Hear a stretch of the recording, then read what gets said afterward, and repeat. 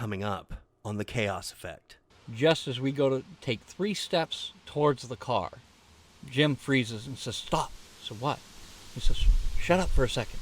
We went completely silent. That's when I heard it. Movement through the trees coming towards us. I had a ghost, like, literally, if I could describe how she was staring at me, she was staring into my soul. Hey, I'll swallow your soul! I'll swallow your soul! I'll swallow your soul! Swallow this. Poltergeist is nothing more than a devil or a demon as far as we're concerned. People say, this guy's going back into the medieval ages. There are no such things as devils or demons. You ever have the suspicion that you've been abducted by aliens? In 1947, a pilot spotted 9 saucer-like shapes moving at an estimated speed of 1,200 miles per hour. Welcome to the Chaos Effect. Good morning, good afternoon, good evening, from wherever you may be listening. I am your host, Ryan Knights. We are coming to you from the deepest, darkest, smallest little back room in the nocturnal void. Please, before we get on with meeting our guests and the show itself, if you like what you hear, please like and subscribe. And now on with the show. All right, everybody, and welcome back to the Chaos Effect. I have here a very good friend of mine. We've known each other since what, like the 3rd grade? Something right around there, yeah. This is the guy that helped come up with this idea. And I mean, it been bouncing around in my head for a little bit. He kind of came up to me and said, "Hey, why don't we do this?" And I'm like, well, you got a really good idea with that. We're going to talk paranormal. Let me introduce, my buddy, known him forever since we were just little kids. This is Wild Tempest. Good evening, everyone. Pleasure to be here. And I'm glad you're here. So, you've had paranormal experiences. I've had paranormal experiences. We've made bad decisions with Ouija boards, and we're going to talk about some of that because a lot of people don't know. I mean, from I think it was my second video, was pretty much all, the first, I think it was 3 stories that were on there were from you. Absolutely. And they were fantastic stories, you know what I mean? As a matter of fact, I think one that people might have heard, which was the 3 tales, 3 true Ouija board tales, actually had your experience, one of your experiences on there, which was absolutely epic. I still get people telling me about that today, be like, "Oh, that was a really good one, man." You know what I mean? It's like, well, truth is stranger than fiction, and truth is a lot scarier than fiction. Absolutely. So I think maybe the best way to jump into it is that we actually shared a paranormal experience, which is weird. For as long as we've known each other, we've never actually really had one together. Yeah, we've never actually gone out ghost hunting together and exploring someplace that we knew was paranormal together, which was unusual. Yeah, well, the kids amount of time and that we spent together. Yeah, well, you went into the Growing up. Marines, you know what I mean? You Yeah. did some time down there, which is where these stories come from, and they still blow my mind even now. And I figure the best bet is we could talk about them, because maybe a lot of people haven't heard them. I didn't do a very good job of writing and recording at that time, because I literally didn't know what the heck I was doing. Still don't now, I just got a better handle on it. So, way back when, I think we were in 7th grade. It was Ms. Bonzi, Miss Nichols' class. We went on a class trip to Washington, D.C. And it's funny because it didn't really register with me until I'd actually seen the Haunted History episode from the History Channel that had Ford's Theater. And I was like, whoa, it was kind of like a slap in the head. We had an experience there. Well, I know I had an experience there. I think you may have too, but you were like literally right next to me. So I'll get into it. And, kind of we'll restoke that. So I remember that, that particular day, because I think we were there for a few days and nights. Like 3 days or 4 days and 3 nights or something like that. Yeah, it was a good trip. I remember that trip. Oh, it was awesome. We had a lot of fun. And so we went to Ford's Theater. And it was one of the coolest places I had ever seen. I'd never seen a theater like that before. We're in kind of like the back hallway where like man, my terminology is terrible, where like the actual like balcony boxes are, like the box seats. Yeah, exactly. Yes. And we were actually looking at the one that Abraham Lincoln was shot, where they had if you've never been there before, it's they you had got a it hallway. roped off. Yeah, and I think they had a piece of plastic up over there too. It was roped off. They had the plastic. It was like they wanted to preserve it. Yeah, and absolutely. The only thing they needed was the armed guards. You know what I mean? So I remember that we walked a little bit back down the hallway, and which was only maybe, I don't know, 20 feet, 10, 15, 20 feet, and there was a whole line of us. And I remember you were right behind me, and I remember turning around to say something to you. And we were kind of like at the end of the line type of thing, because we were just, back dwellers on as far as that goes. In my peripheral vision, I saw a man standing down the hallway. And he was a black man. He was wearing like a white shirt and like white pants, and they seemed like they were a little too big for him. I didn't really think much of it. Maybe he was a security guard or he was somebody who worked there. They had a certain style of dress. I don't know what I was thinking in my 7th grade mind at that point. But when I focused and I turned to look at you, he wasn't there. But I saw him in my peripherals. It kind of made me a little weird for a little bit. Well, we walked just a few feet down and we walked into a door, which took us almost kind of like into the back kitchens and back areas where, people would be, you know what I mean? I guess kind of like the inner workings of the theater itself, yeah. Yes, thank you. And I got pushed, like literally like someone took a hand and pushed me, like almost knocked me over. And I turned around and be like, "What the hell, man? What are you doing?" You're like, "I didn't do anything to you." You know what I mean? And that kind of set the stage for this like weird, eerie feeling. Well, Washington, D.C. was it was an unusual place to begin with. It's steeped in history. There's history and ghosts all over D.C.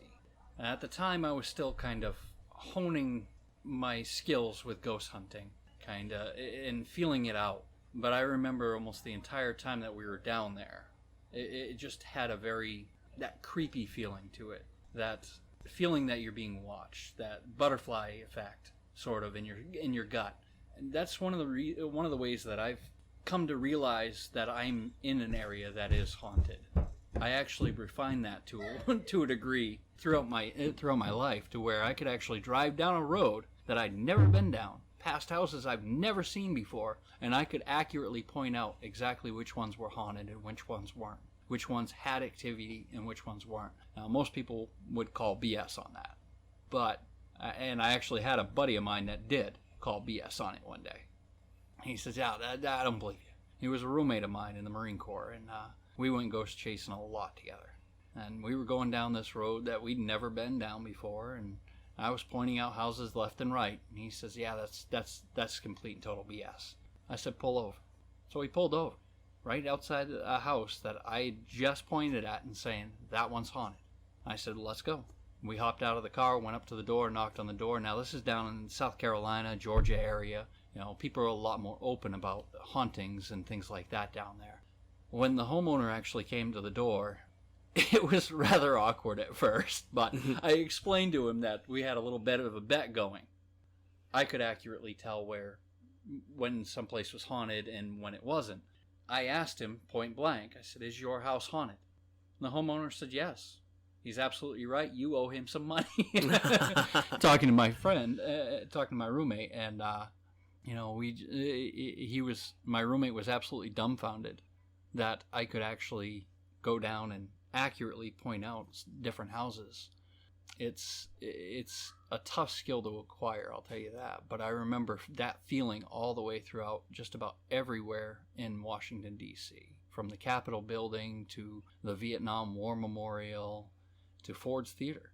Yeah, and you know what the funny thing was? I remember after we left Ford's Theater, we walked across the street to the little apartment. It was a building, as I remember. It was a long time ago. But there was an apartment in there where they actually took Lincoln and set him down in his kind of last throes of life. He actually passed away in that room. And they took us through there as a tour. Now, I remember that they actually had the pillow. And it wasn't cleaned. I mean, it's not like it was something out of a horror movie. You could definitely tell he had literally bled out on this pillow. The whole pillow had that old blood-stained look to it, that rust-colored look to it. But it was in a plastic case, clear plastic case. And I remember the air was heavy and it was thick and it almost felt like there was a presence there. And I'm not saying that because a lot of us were in there, because they were kind of filing us through. There was quite a few of us in there, but not to the point where, it was like too many people in there, little room, too much heat. You know what I mean? It was like, no, man, there was something else in there. That kind of, for me, was like the first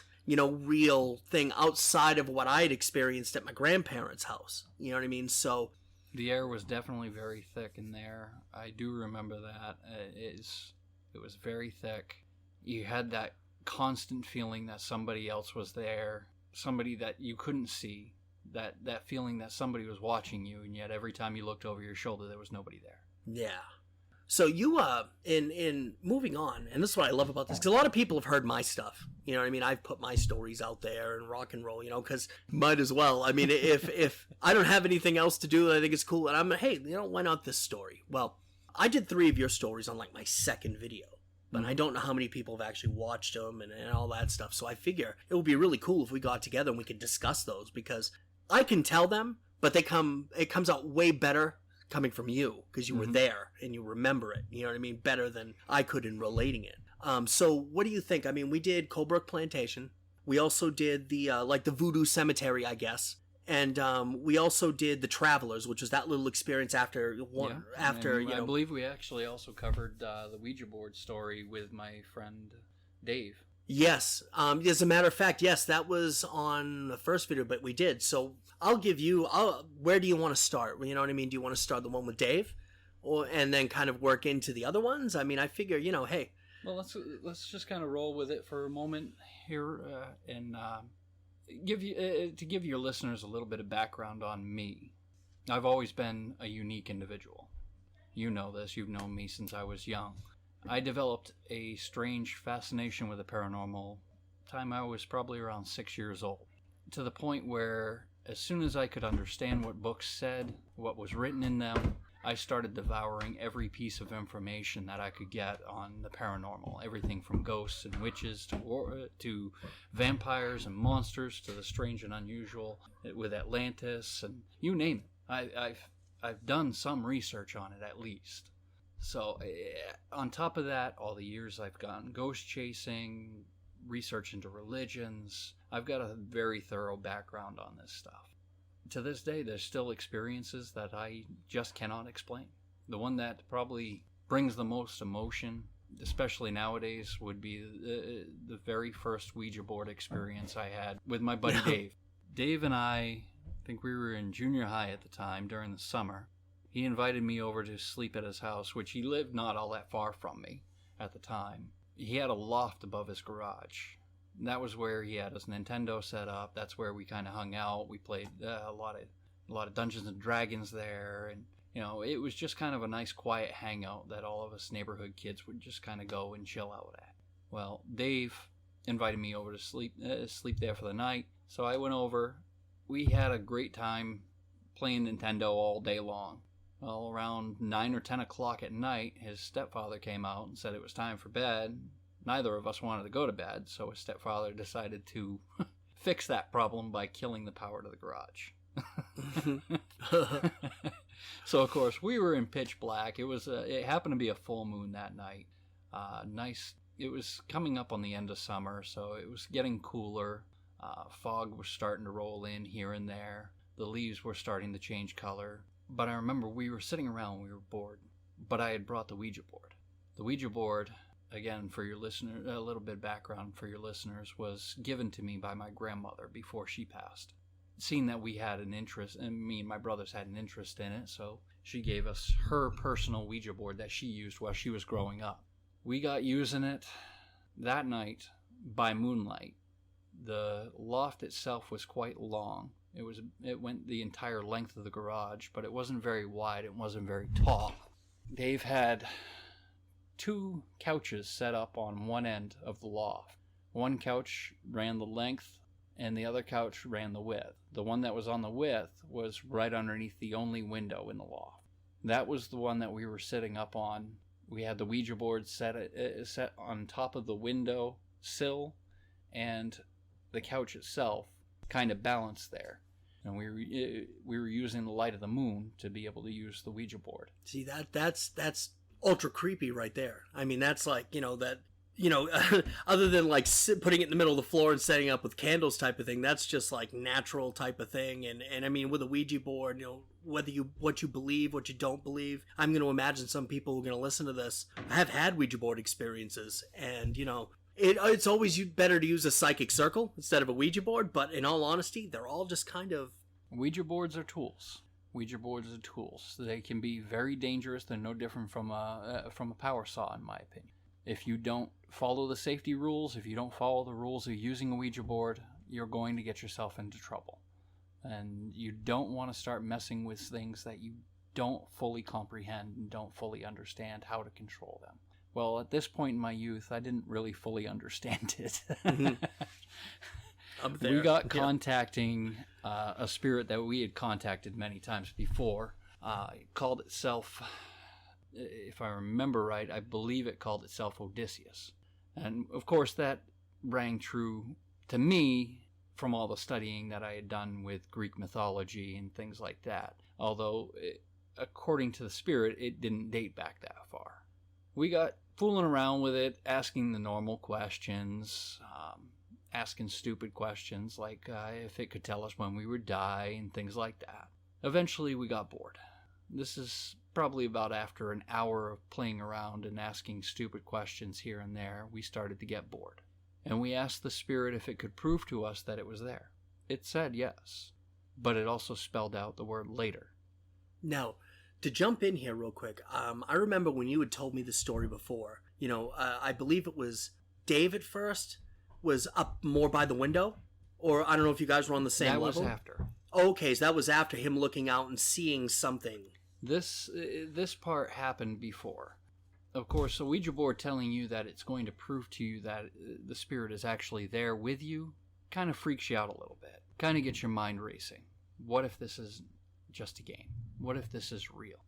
I remember we were sitting there trying to think of something else to ask. And Dave kind of looked up out the window and he was staring out at the yard across, the field across the road. And he was trying to think, and I was looking at the Ouija board waiting for any kind of a response or any kind of follow-up from the spirit itself, when Dave just kind of shot back and said, "Oh my God, what the hell was that?" Now, Dave was a bit of a prankster. I remember Dave. Oh yeah, I know how he was. Yeah, he was a good dude. He was a bit of a prankster. So of course, immediately I'm thinking, yeah, right. He's just trying to scare me. And I asked him what he was talking about. He said, "I could have sworn I just saw somebody peek their head out from that tree across the road, lean out, look up here, and then dart back behind the tree." And I looked out the window, and of course, there was a little bit of fog, a lot of moonlight. I could see the tree just fine, but I couldn't see anything so much as even a shadow around. And the instant I turned and looked back at Dave, he said, "There it goes again." He said, "It just moved from that tree to that tree." I looked back out, and again, I couldn't see anything, but I started to get that ever-present feeling that I was being watched. Well, plus also at the same time, you could tell, I mean, Dave may have been a prankster, but you can also tell by looking at him and the tone of his voice that he wasn't messing around. Correct. And just as to give everybody just a quick background, I know the area in which, Tempest is talking about, and you have to understand this took place, when we were in high school, freshman or sophomore. High. Oh, junior high. Okay, it was even further than that. So we're looking, a long time. It's been 20 years since we graduated high school. So you're looking closer to like maybe 30, 35 years ago. Where we live now was not nearly as developed then as it was now. So Dave pretty much lived out in the sticks as far as that goes, just to kind of give you an idea and whatnot. His house still sits right on the border of the forest, heading out towards the power lines, matter of fact. Wow, man. His house is still there today. But I could tell that Dave wasn't really screwing around. So we got the idea to ask the spirit that we were communicating with at the time if that was the proof that we had asked for. The board responded with no. So, of course, we asked, do you know what that was? The board responded yes. We asked what it was. It spelled out the word demon. That's never, ever nice to see. In the midst of the questions that we were asking, we managed to narrow down that the board was telling us that there was a demon that was coming for us, and that the spirit was trying to protect us and keep the demon at bay. Things started to get quiet. The board stopped responding so much. We did ask the spirit if it would continue to protect us. It did respond yes, and then it fell silent. It would no longer respond to us in any way, shape, or form. The marker just totally stopped moving. The atmosphere felt different. After a few minutes of trying, we got bored. Decided, okay, well, now it's time to put this up and go to bed. Now, Dave knew the rules. I knew the rules. Never leave the marker on the board. But you left the marker on the board, though. I did not. Oh, Dave. I went to lay down on the couch that went lengthwise. Dave was going to sleep on the couch that was right in front of the window. That went widthwise on the loft. Where he was there, I went over, I laid down. Dave went to put the Ouija board away. Well, I sat there and watched his every movement, silhouetted against the moonlight. He picked up the Ouija board exactly as it was, with the marker on it. I didn't realize it at the time. And he set it down into the windowsill, because there was probably about 2-3 inch gap in between the top of the couch and the bottom of the windowsill. So he set it down in the window itself. Then he turned, put his right hand on top of the couch, put his left hand on the bottom of the couch, and went to slide so he could lay down. I watched his every movement. As his right hand came up off that couch, it was empty. As soon as his head and his hand cleared the top of that couch, we audibly heard something fly across the room now and slam into the door. Now, the distance we're talking about is about 30 feet. We know it slammed into the door. We heard it. It was loud. And then, of course, something clattered to the floor. At this point, I looked at Dave and I said, "Dave, what the hell did you just throw?" He looked at me and asked the same question. Basically, we both looked at each other and said, "What the hell was that?" Yeah, that's a major puckering moment right there, I would say. And neither of us threw anything. Dave kept telling me, "Get up and go check." I kept telling him, "No, you get up and go check." Being that there was no lights, we didn't have any flashlights, we didn't have any candles, we didn't have any access to any other light other than the moonlight, and we couldn't see the other end of the room. Neither of us were willing to get up and go check. So we both laid down, sat there talking about it for a little while, and we both fell asleep approximately about the same time.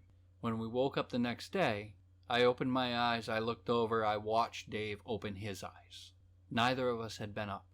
Immediately, once the sun was up, we got up and started looking around the room to find out what the hell flew across that room. Now, if something flies 30 feet across the room, slams into a door, where would you expect it to end up? Well, I would think that considering you heard it hit the floor, it's going to be somewhere around maybe within a few 10 feet or 5 or 10 feet or so of, the place where it hit the door. And you would think something would be there on the ground. Exactly where we started looking. Problem is, there was nothing there. This loft was virtually empty except for the 2 couches and a television and the Nintendo. There was nothing there. So we kept looking around. Eventually, I made it over to the Ouija board because it was almost time for me to go and I needed to pack it up. So I went over to the Ouija board and I looked at Dave and I said, "Hey Dave, where's the marker?" And Dave says, "I don't know. I left it right there on top of the board." Well, of course, I gave him an immediate ass chewing for leaving it on the board. But we started tearing that place apart looking for this marker. Eventually, we found it. It was actually in between the 2 couches, where the 2 couches came together, the 2 arms came together. There was about a 2 foot by 2 foot square in between that and the wall, in the corner of the room, the loft. In the middle of that was the marker. Now, I'm no scientist, but I've thrown a lot of things in my life. Varying different degrees and weights, and I know that if one of those, and we're talking about like a Parker Brothers one, which is the little plastic planchette, that's not going to fly. It would be hard enough to throw that yourself with a full throw 30 feet. All right, because those things, it's light and it's not going to go very far and it's going to fall. But for that to fly 30 foot across the room, hit a door, and then bounce back and land in that one spot about 30 feet away, that's unreasonable. You know what I mean? It's like, you heard it hit the floor and you didn't hear it hit the floor right next to you. Correct. That kind of freaked us out because that's exactly what we determined happened. Is basically that marker flew 30 feet across the room, slammed into that door with a lot of force. Almost enough force to dent the door. Yeah, like you would expect somebody on the other side of the door to slap it like it would have been a stepdad kick it or slap it just to get you guys to, hey, quiet down, I can still hear you type of thing. And then that thing flew 30 feet back across the room to land perfectly in the middle of that square, right in between my head and Dave's head. That's insane. That is, wow. It was a long time after that we used the Ouija board again. It took us a long time. Now, Dave and I both went our separate ways, as you know. Yep. After high school, Dave and I went our separate ways. I went into the Marine Corps. But every time I saw Dave after that, that subject always ended up coming up. And I always asked him, come on, man, tell me. You were screwing with me that night, weren't you? And as much as Dave was a prankster, he would always eventually come down to it because he wanted the last laugh. He wanted that. He wanted that to make you look foolish. Dave vehemently denied it every single time. Now, the last time I saw Dave was at my brother's wedding. And again, the conversation came up, and I asked him again. And he swore to me that he was not screwing around that night, that he did not throw anything. That was the last time I saw Dave. Less than 6 months later, Dave was found dead by his girlfriend at the time. They still, to this day, don't have a reason for why he died. Right, so it wasn't like nobody killed him, he didn't kill himself. It wasn't a violent death. It wasn't an overdose of any kind, because as far as I know, Dave never did anything like that, so. He had his history of it, but wasn't anything like that. He had no drugs in his system. He did have some alcohol, but nothing that would have killed him. Now, this wasn't in the same house, was it? No. Oh, okay, No. so.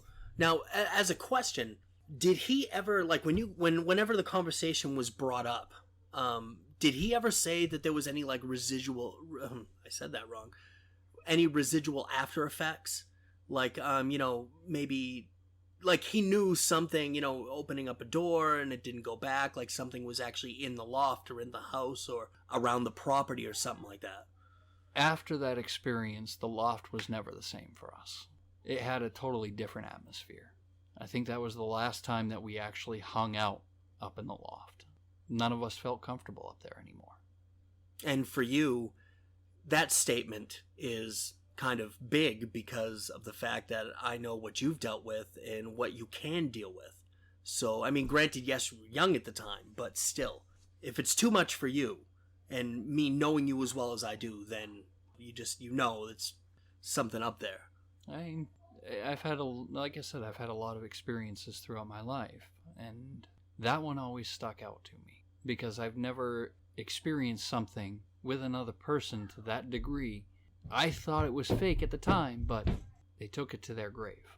Now that says a lot. Dave swore to me until he died that he was not screwing with me on that experience. Yeah, so he was definitely telling the truth on that one. Definitely. Absolutely. And that kind of jump-started a lot of different things for me. I mean, I went from there to joining the Marine Corps and meeting all kinds of people and having all kinds of different experiences with many other people. Well, hey, you know what? Before we get into that, let's take a little break, and we'll come back, and you're going to love these stories, because I've heard them before, but it's one of those deals that's you just want to keep hearing them, because they're just so fascinating. But Tempest and I will be right back, and we are back. Thank you for hanging with us. We hope you're all still here. In keeping with the theme of the Ouija boards, which we left off with that, you actually have a very interesting and different experience that you had, while actually in the Marine Corps. That's correct, yes. At the time, I was stationed down in Pensacola, Florida, at Naval Air Station, Pensacola, home of the Blue Angels. Always fun to listen to them buzz the building while you're trying to learn things. Yeah, or trying to sleep, one or the other, But, yeah, I had a roommate down there who was into the paranormal as well, but he hadn't made it as far as I had. I got talking with him about my Ouija board experiences growing up. And he would always been interested in getting a Ouija board and playing around with one, but he didn't know enough about it. He didn't even know the safety rules at the time. So we went out and we picked up a Ouija board, brought it back to the barracks, opened it up, started trying to use it. Got no responses. One thing I found with Ouija boards is that when you first get them brand new, most of the time you don't get any responses. Now, personally, I believe that's because it needs the energy to open the portal in the first place. It needs the energy to draw and entice the spirits to come and talk with you. So I gave the idea that we needed to leave the marker on the board for a couple hours to kind of charge the board up a little bit, pay it some attention, leave the door open for a little while, kind of draw the energy into it. That's what we did. Went about back to life and He put the Ouija board away, and I didn't think anything of it till 2 weeks later. Oh, that's rough. Yeah, that'll definitely draw in enough energy.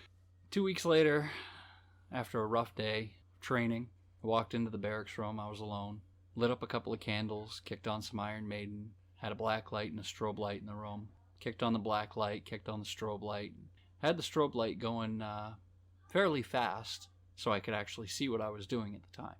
It was very warm out, no breeze whatsoever down there. Despite being on the ocean, it was just, there was no breeze in the air. Had the window open, it was hot, it was stuffy. Wasn't even thinking about anything paranormal happening. I happened to sit down on my rack, just chilling out to the music. For some reason, my attention got drawn up to the strobe light. The strobe light visibly started slowing down on its own. I became fascinated with it, just staring at this light as it started flashing. It was flashing really fast at the beginning, just pop, pop, pop, pop, pop, pop, pop, pop, pop, pop, pop, pop, pop.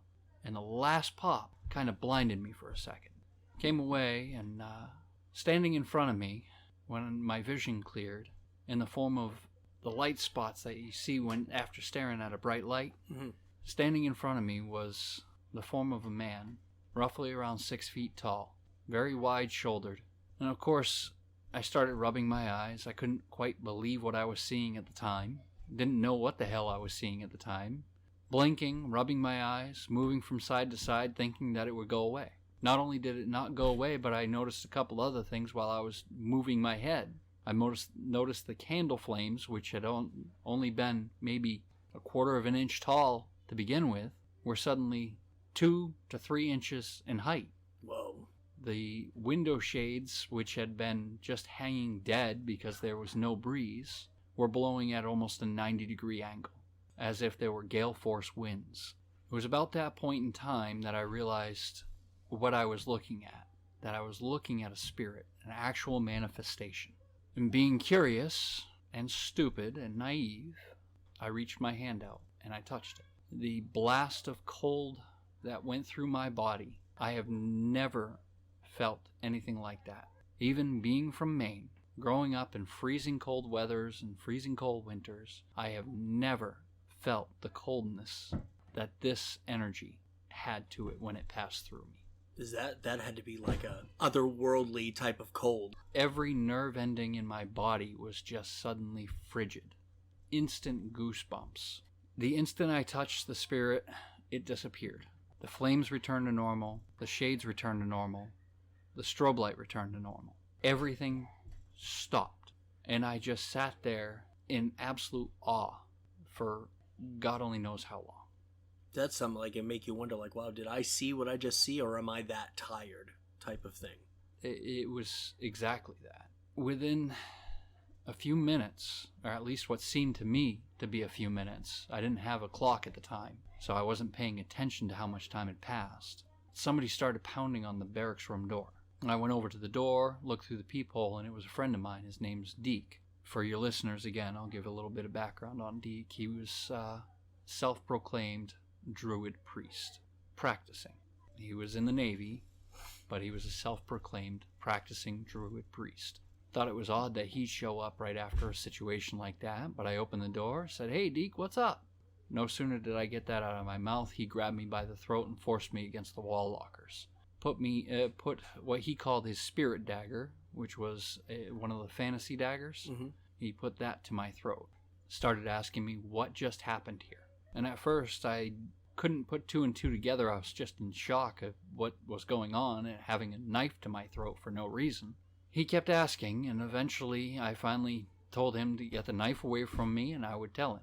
So he finally calmed down a little bit, and I related to him the story of what I have just told you. Deke immediately asked me if there was a Ouija board or any kind of seance that had been happening in our barracks room within the recent past. And I said, yeah, we have a Ouija board. I opened up my footlocker and found that the Ouija board was sitting there with the marker still on the board, 2 weeks after the fact. He immediately grabbed the Ouija board, told me to break it into quarters, which I hated doing because it was money that I had spent myself, but I did it. and he took his spirit dagger and thrust it through the eye of the planchette, closing the door. He then began to perform a blessing on the room, as well as every piece of metal that I had on me, including my dog tags and my Marine Corps ring at the time.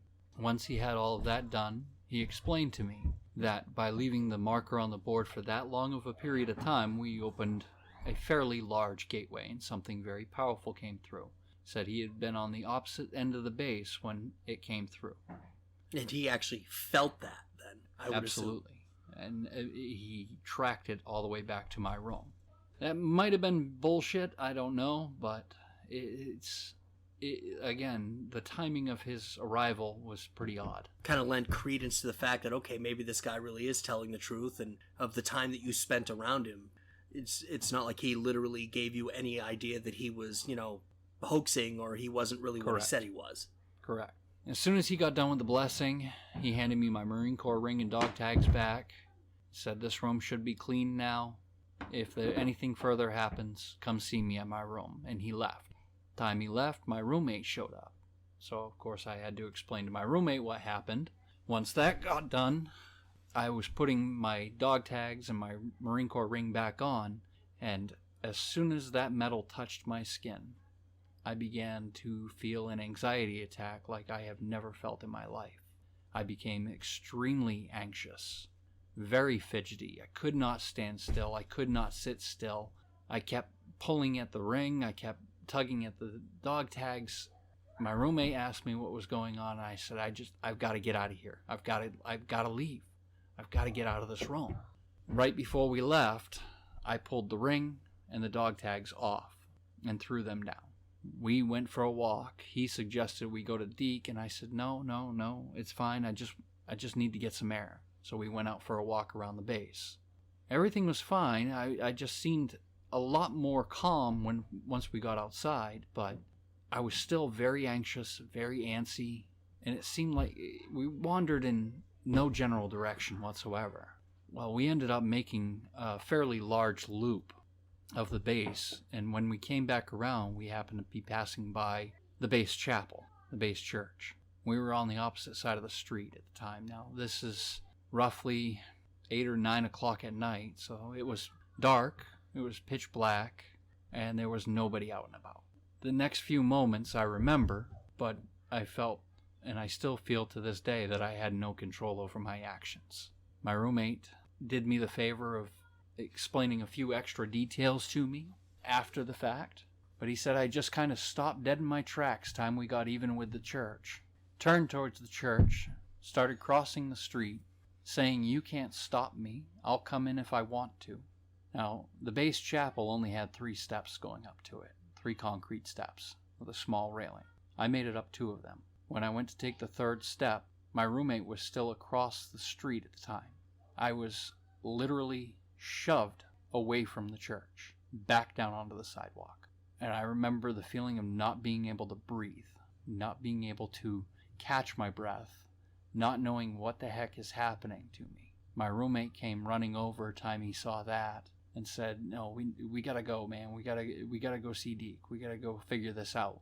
Now, when you got shoved off of the steps, before hitting that 3rd step, when you got shoved off the steps, do you actually remember what that felt like? Was it like just massive shot of energy, or something that just kind of like almost like I hate to say it, like a disembodied hand of some kind, or a force that just kind of literally just pushed you away?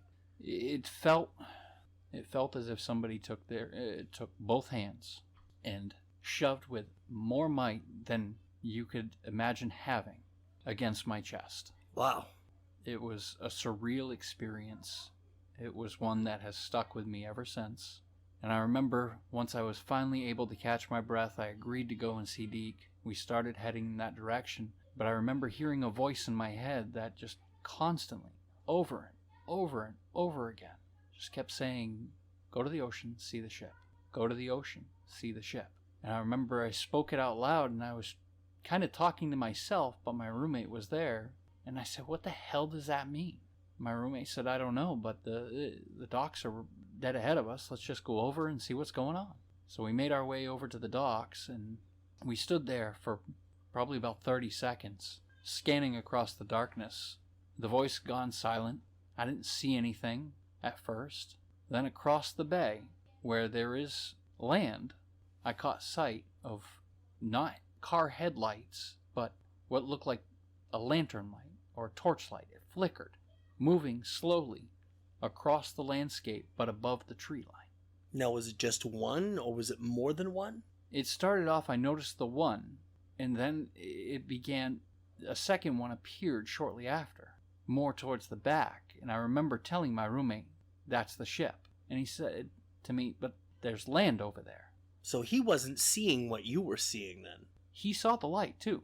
He did see the light as well, but it baffled him as to how that could have been a ship, because he knew that was land. There were roads over there. There were trees and there were roads on the other side where those lights were. He recalled afterwards that I turned to him and I said, it wasn't always that way. There used to be water there. He stopped and he said to me, look, man, we gotta go. We gotta go see Deke now. He says, no more detours. We gotta go. We immediately ran over to see Deke. Time I walked into the quad, which the quad, again for your listeners, was kind of a common room which had 4 barracks rooms off of it. Time I entered the quad, Deke came out of his room. Again, put me up against the wall, and again put his spirit dagger to my neck. Yeah, not once, but twice. And it's like, come on. If I'm going to call you friend, you got to stop putting knives to my throat, man. I mean, really. it was, again, this time was a little different. Because this time he refused to remove the dagger from my throat.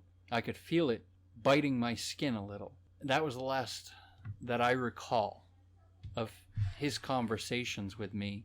The next thing I remember, I was seated in a chair in front of a window with my back facing the window in the quad. Deke was performing something.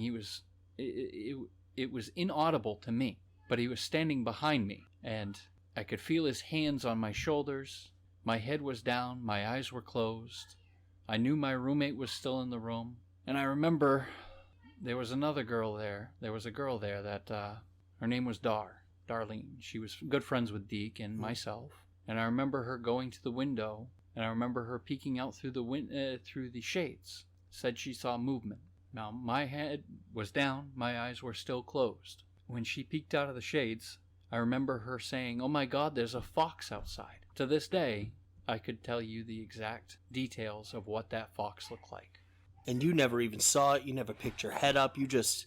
Correct. That was kind of one of those mental image type of things. It was a complete mental image. But time she saw the fox, Deke yelled at her, stay put. She and my roommate immediately ran out the door and began chasing the fox away. Deke finished with me. I was able to come to. Felt like I was in control again. He explained to me that he had to perform a bit of an exorcism and a blessing on me, as when I had touched the spirit, it had entered me. So you were possessed. That was the thing, and that's probably why didn't like having your Marine ring on or your dog tags on or actually being in your barrack and or quad that you were in, because it had been blessed. So whatever was inside of you was like literally like, I gotta get out of here, and that totally explains, the whole church situation. Absolutely. The biggest thing for me, I think, out of all of this, what exactly got into you?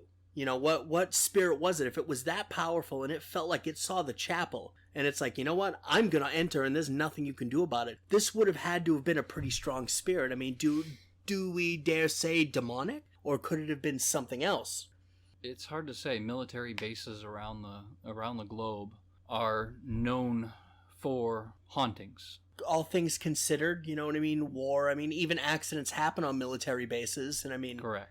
That's kind of a hot spot. If you think about it, because of so much that goes on there. But because of leaving the marker on the board for 2 weeks, we had opened a doorway. Just things that were more powerful, things that just weren't normally there, and it was very powerful. I'd like to say that I have a pretty strong willpower, and it's because of my own stupidity and naivete, I allowed it to take control. Well, considering the fact that you literally remember about 75% of this entire experience that happened to you, even with this thing inside of you, And, you know, hearing the voice, that's pretty strong. To me, anyway, that's a pretty strong Absolutely. willpower. Absolutely. There was some stuff that happened after the fact. Like, for instance, I'm not saying there's no foxes in Pensacola, Florida, but there aren't a whole lot, especially around a military base where there's so much hustle and bustle and all that stuff. So this is kind of an oddity, I guess you could say. Absolutely. And Deke did explain the fox to some degree. He said basically when he was doing the exorcism and the blessing on me, the spirit was looking for something else to jump into so it could get out. And it managed to find the fox and called the fox to me. Dar later told me that when she looked out the window and saw the fox, it was sitting, staring directly at me through the window. Didn't blink, didn't move until she opened the door and they went to chase it. When they went to chase it, she said it ran down around the building. They chased it around the building. It went in behind an oil tank. They went to go and corner it, and it was gone. It had disappeared. Now, it probably had a hole back there somewhere underneath the tank or something like that. The unusual part for me is at this point in my life, I was 18 years old. I had never seen a fox outside of captivity, and that's growing up here in Maine, around the wilderness, being in the woods. I had never once seen a fox. After that day, I see them everywhere. And they are definitely around here. They are. Generally, you don't really see them that much. You know what I mean? Because they do a really good job of hiding themselves away from us. And I know this because, you know where I live where I grew up, it was, an all wooded area down in the south end of town. So, I mean, I remember seeing some of them, but that was only, when neighbors' cats started go missing. So to put this into perspective for you, there was one night I was driving. I counted 10. Wow. You don't normally see that large a number together like that. They weren't all together. Oh, so this was like split up as you were driving along. This was several miles of roadway. I counted 10. Wow. Different foxes. That's just one example. When I see foxes, I tend to see them quite often all over the place. Sitting on the side of the road, looking at me, wandering through the fields, crossing the roads. I see them all over the place now. And it's not a hallucination, because other people that are with me see them as well. I'm not afraid of foxes. I'm not afraid of the spirit that inhabited me for the time. To this day, I still couldn't tell you what its name was, even though Deke did say that he got it to say its name.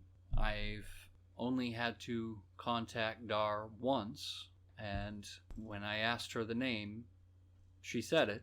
And again, to this day, I couldn't tell you what that name is, because I don't recall it. That's crazy. It's kind of like a spirit block type of thing almost. Yes. So after you, because there's one more part to this story, I remember. After you and your roommate left Deke's quad, you went down around by the ocean side again. Mm-hmm. We went back down. I remember looking around, and we didn't see the ship again. But I remember looking off into the distance towards the lights of the town, and I remember seeing what looked to me like a rip in the sky. It was orange. It looked like sunset. Yet this is well after dark. It was bright. My roommate saw it as well, and we saw that it was visibly closing. But it was big. It was big. It stretched. This could have been like the door that was opened, kind of like almost like a visual representation type of thing. It's showing that was my interpretation of it, yes. And where you just had this experience, you're still kind of, what's the best way to go? Reeling? Yes, reeling. You were still very open to the fact, you know what I mean? Maybe you were able to see certain things that you probably wouldn't have been able to see had you not actually had this experience. But again, my roommate saw it as well. Well, okay. I don't talk about that experience very often. It's not something you exactly go broadcasting that you were possessed. I can tell you just by sitting here looking at you telling the story, I can tell that you're kind of a little visibly uncomfortable. Like somebody always told me, when somebody's bullshitting you, and Absolutely. When somebody's telling you the truth. Absolutely. So, and I'm not just saying this because I've known this guy for pretty much all of my life. There's a lot of truth here, and I can definitely tell that visually, and I know it comes across in your voice. As weird as it is, this experience kind of opened up a few more things for you. It opened as far up as a that lot. goes. Because I mean, now you go from Pensacola, Florida, you go to Georgia. In Paris Island. Yes. Yeah. So we all know the deal about Georgia as far as that goes. That kind of also leads into you meeting your ex-wife, because she wasn't exactly a normal either. No, you know. she was not. She was a self-proclaimed practicing witch, Wiccan, if you would. And I just happen to know there just might be a witch listening to this at some point. Hi, sis. Anyway.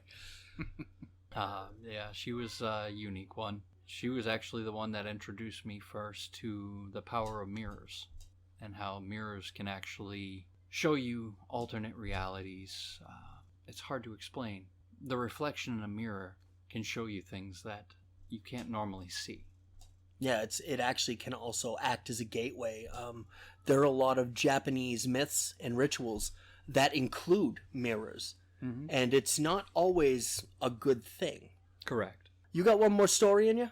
I think we could probably do that. All right, so you've got a few experiences that happened since you were in Savannah. There was the Voodoo Cemetery, and there was the experiences you had out on Tybee Island, Colebrook Plantation. I think what we'll do is we could save those for another one, because you got a lot of stuff, and you know what I mean? I know after hearing this, the Chaos Army's going to want to hear it, and I know I want to talk about it some more. Let's go into, and this was something that, you know, I remember we talked about for a while, and when I had first met Vault and Lakeia, I had asked Lakeia about the Travelers.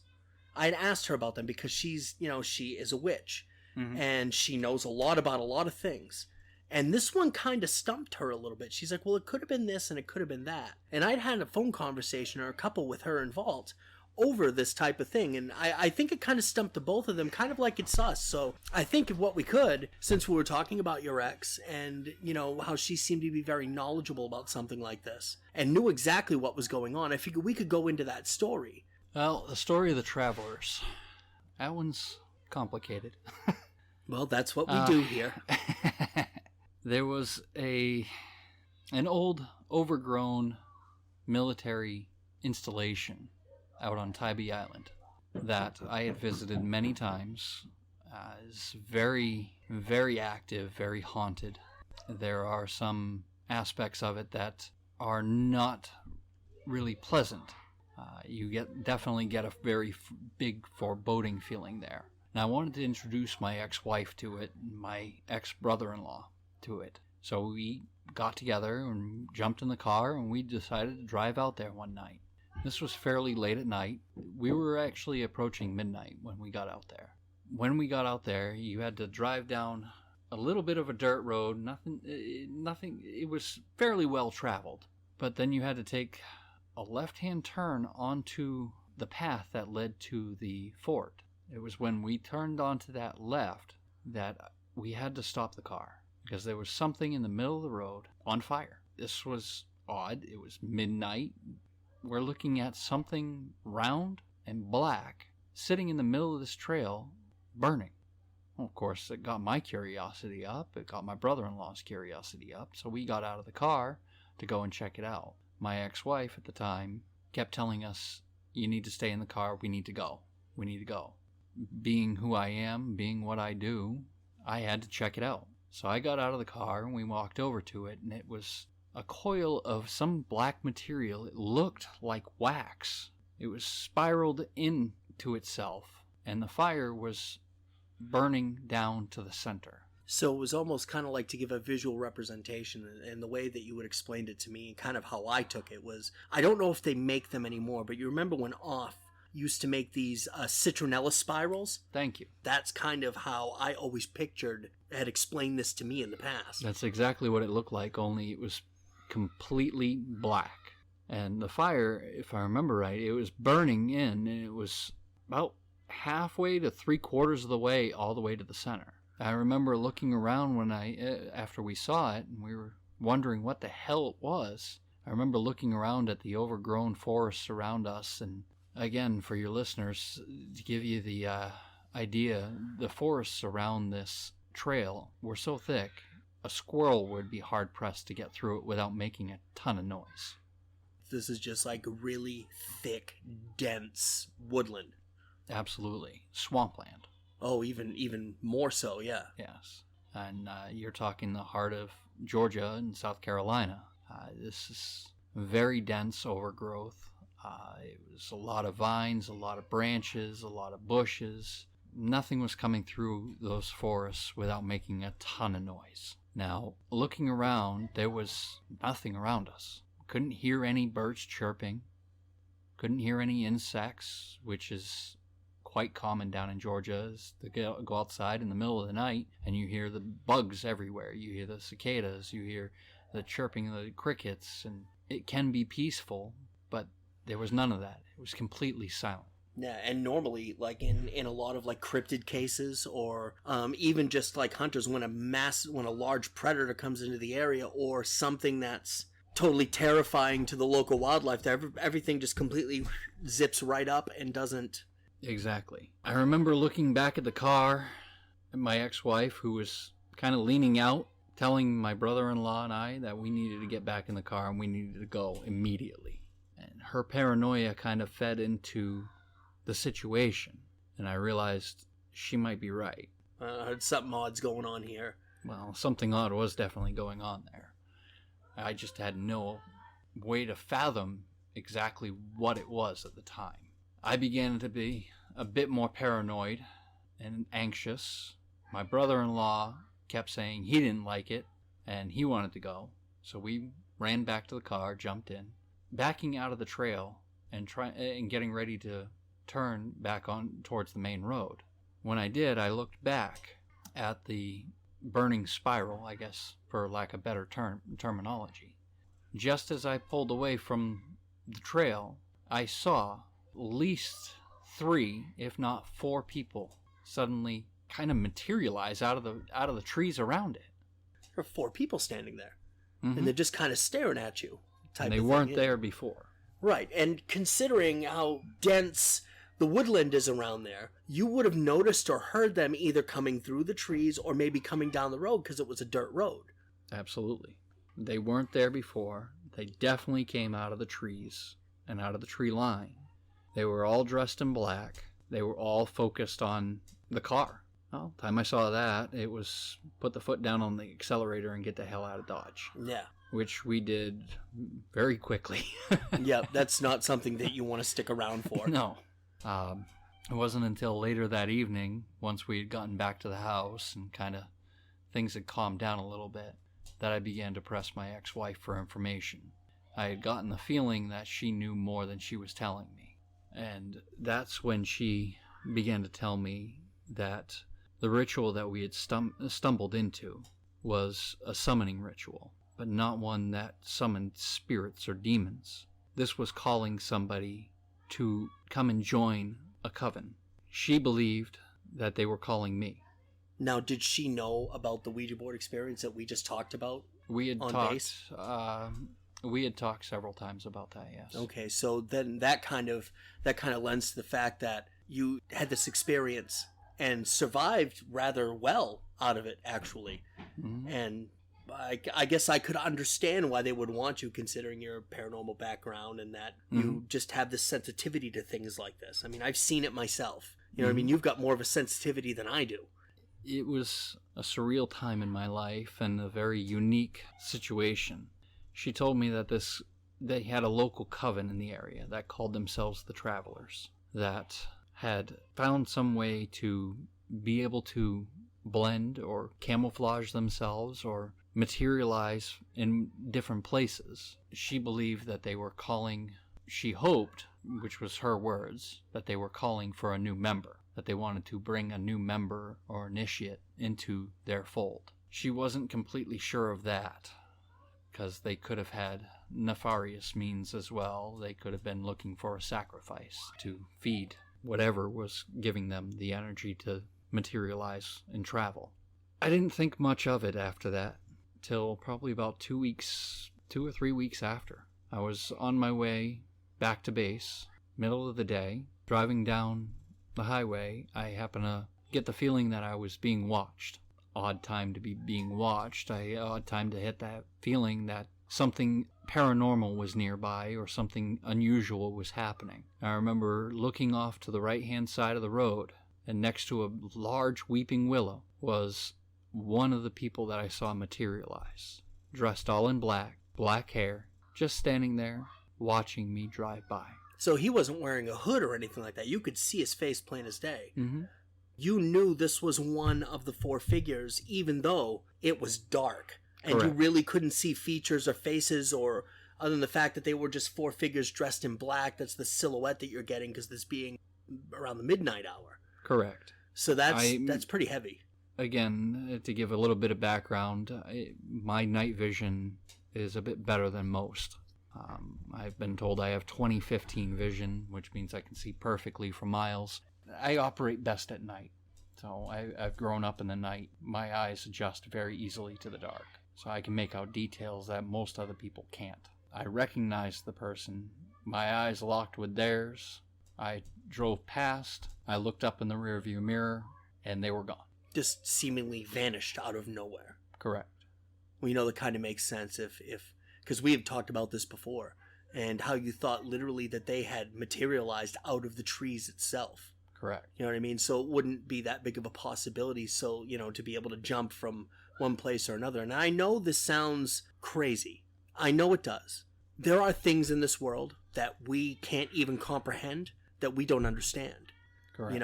Even with my sources, they were kind of at a loss, be like, I don't know what that is. And they'd come up with a few things. Oh, maybe it could be this, and maybe it could be that, because it kind of sounds like that. Mm-hmm. So maybe the name The Travelers was just part of a local group, but it sounds to me like it might be a much bigger thing than that. Well, again, it was, as best as I can explain it, it was a local coven that had somehow gotten the ability to be able to travel and materialize from place to place. From that point on, until I got out of the Marine Corps, every now and then, I'd catch sight of them. Even up here. Yes. Wow. They are far-reaching. They are, and they followed me around for a while. I guess they kind of lost interest after a while, because I haven't seen them in a long time. That's a good thing. What they were truly interested in, I'm not sure. All right, brother. Thank you so much. You're going to be on a lot. You helped think this thing up. You're going to be on a lot as often as I can have you. Everybody, this is Wild Tempest, a very good friend of mine, and he's going to be back on again because he's got more stories. Thank you so much. I totally appreciate it. Thank you, brother. Thank you for being here. Right on. It's my pleasure. And it definitely was my pleasure, too. And we will be back in just a moment. Welcome back to the Chaos Effect. I am your host, Ryan Knights. My guest tonight is Wild Tempest. Paranormal investigator, researcher, internet sleuth, former Marine. And if you remember, he was also on the very first Chaos Effect. Thank you, brother, for coming back and joining me for this one. It's a pleasure to be back. So originally, we were going to do like a haunted places in Maine type of thing. Now I've just figured the way this is morphed, because I want you to throw in a couple more of your stories that we didn't get to in the first time you were here. And you also don't get the first time guest disclaimer because you've already been on, and I just made this up. So, that's kind of how that's going to go. But we do have a few places that we want to highlight right here in our own state. There's a couple places in town that I was trying to work on that I know a little bit about, but not very much. And I figure with what you've got and what we've got, and here's the really cool thing, and we were talking about off the record here, is that the last thing that we're going to get to, Mount Hope Cemetery in Bangor, is one of the top 10 haunted places, not only here in Maine, but also in the United States as well. We'll probably make like a top 15 or 20 list. Is that we actually have, toward the end of our conversation, we're actually going to be able to play an audio clip from somebody who actually had some pretty crazy experiences over there. Outstanding. Well, I guess to get to our area first, there is a couple places that I wanted to get some stuff on, but sometimes the phone calls just don't work out and the meetings don't take place. And I didn't want to delay this any longer than I already had. But one of them is a place on Pleasant Street in Springvale, because Sanford Springvale is kind of like, you've got the city of Sanford and Springvale Village. So they're literally the same place, but I'm sure there's a lot of places around the country and the world that have the same kind of setup. Originally, when I was researching online, this place was listed as a haunted inn. It's actually a private residence, and I wasn't able to get a hold of the actual residents that lived at the place, but I ended up talking to one of their neighbors. And from what she had told me, talking to them, that the place used to be a funeral home at one time.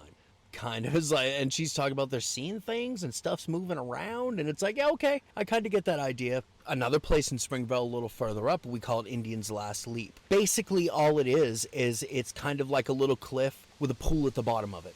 And a lot of people have reported hearing drums, hearing cracks and creaks in the woods surrounding it, because it is out in the woods just a little bit, as well hearing voices here and there. And there's a lore that surrounds that area, but it's kind of like the telephone game. It's been told a million different times with a million different ways to do it. Yep. On top of that, I'm familiar with Indian's Last Sleep. I've been there myself. I know that there has been a lot of accidents there. A lot of people, if you don't jump just right, you can really hurt yourself. A lot of people during the summer go out there to swim. They jump off of Indian's Last Sleep into the pool. There's a lot of rocks. Yeah, and there hasn't really been so much for injuries in the last so many years that I have heard of. There seems to be a curse about the area. Like I said, there's always that local lore that kind of goes on, that urban myth, I guess, if you want to say. Well, if you want to get into urban myths, then you'd be talking Saco River curse. Oh, yeah, Saco River. Where Yep. three white people are going to drown in it. White males are going to drown in it every year, and I believe that curse still stays true. Well, I don't know about last year, but a curse never actually dies. It may die down a little bit, but it was put forth by, the Native American chieftain at the time. I don't, honestly, the story really doesn't come to mind. I could say what little I know about it, but I'd kind of be doing it a disservice. There are conflicting stories with that one. Some say that it's because some white men drowned his chief's daughter and her son in it. Some of them say that the three white men just drowned the son or watched the son drown. Either way, they somehow angered the chieftain who brought about the curse. And, that's not that much different from one of the places that we're going to talk about in this conversation, which is Swan Island, off of the Kennebec River. And that's a few hours north of us, I guess you could say. It's not that far, but it's far enough that we just couldn't drive there in an afternoon and come back. Not yet. We can obviously plan that trip. Yeah, we're working on that one. Yeah, and I've got some interesting things about Swan Island as well, which is pretty interesting. But there are places all over the Pine Tree State. Some places can say that they're more haunted. Some places can say they're less haunted. I think it depends on the people who live there and the stories that they've heard. Louisiana being one of those places that is just wrought with that area because of the history. But Maine is not that much different in the ways that we've been doing this since the Revolutionary War. Originally, European settlers settled in the Massachusetts area, but it didn't take long for them to get bigger, more ships of people coming over, reproduction, kind of getting into it, so to speak, with the Native American tribes that lived in the area, and eventually they're spreading to Maine, or this area that we live in now. Mm-hmm. I just find it very interesting that there's so much that has gone on in this state that a lot of people don't know about, and there's probably even more that we don't know about, and we live here, but we've researched quite a bit of it. Mm-hmm. Maine actually started off being colonized by the French. They set up over a dozen different settlements. It was highly contested with the Native Americans, and after the first year, I believe only about 6 or 7 settlements were left. Only 6 or 7 of them survived, but they did move on to become more along the lines of towns, and it takes a hardy breed to live up here. Oh, it does. It does even now, even in this day and age, it does. Just because of the winters alone. The winters can be very rough. One of the places, I guess, where we can start is Standish, which is probably, about an hour away from us, if that, 40 minutes, 45 minutes. And there's a building in Standish called the Old Red Church.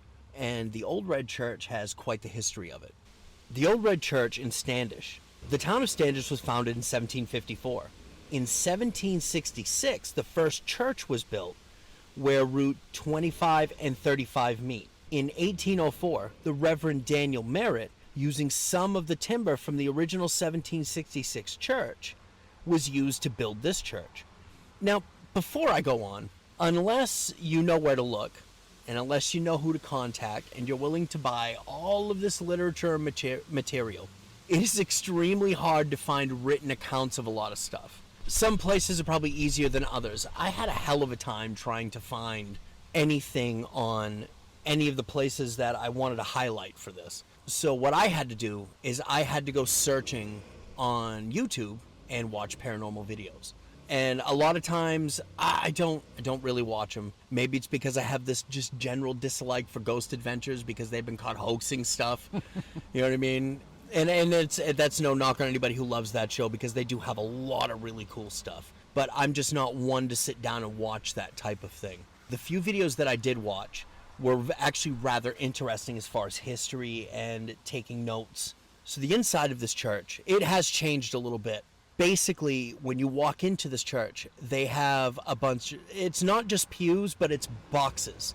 You're literally walking in and opening up little doors on these wooden boxes, and they're numbered 1 to, I believe they had 1 to 54, I think it was. And they have all but just a few of them left. The ones that didn't make it, there was actually a balcony in this church where they had boxes up there. And back in this time period, when they say Sunday was the Sabbath, it was a day of rest, they didn't lie. I was surprised to find out that they would go in early in the morning and they wouldn't leave till later at night, you know, when it started getting dark. So they were literally there the entire day. They would have little breaks, break for lunch. It's kind of going to work and then going to church all day type of thing. Right. I found that really interesting. The things that I saw weren't so much things moving, being knocked over. There were a lot of spirit box sessions. The spirit box is actually, I didn't realize it was as big as it was, and what kind of a useful item it actually is, along with the digital recorders for EVP. Also using another Wavelength, radio frequencies. Well, I know the spirit boxes, they rely on radio frequencies. They scan through, and it's supposed to be that the spirit can manipulate the radio frequencies to hone in on words that they want to say. Right.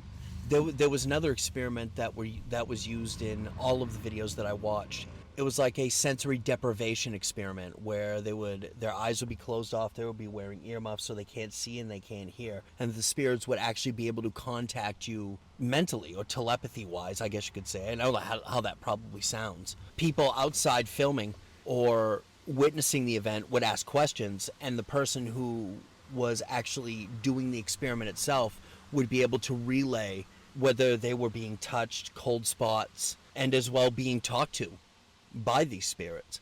It's kind of a weird thing for me personally. Like some of the experiments that I saw were normal people like us. I mean, maybe they might have been a little sensitive, but the ones that seemed to really come through were people who were mediums or witches or Wiccan that actually had this connection with the other side. And that to me was the most telling in a lot of ways. Mm-hmm. Absolutely. I haven't actually had the chance to see that in action. I'm going to definitely have to check that one out, though. As far as the Old Red Church goes, there is a deep history with that place, especially if it was built in like 1766. I guess you can imagine.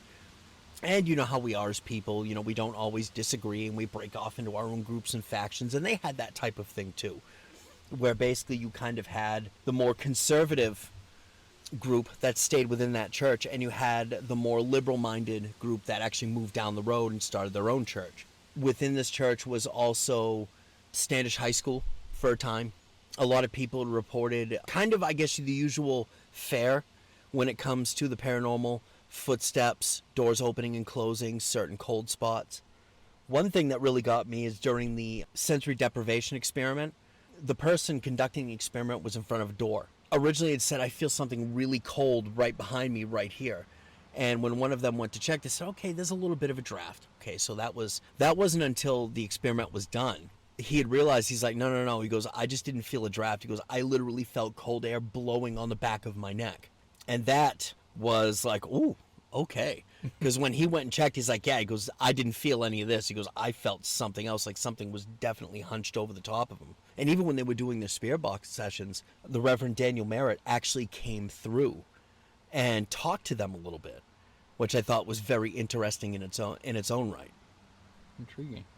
There was even a video of some cameras that were set up where they had a globe sitting on the floor next to a desk, and the globe starts spinning on its own.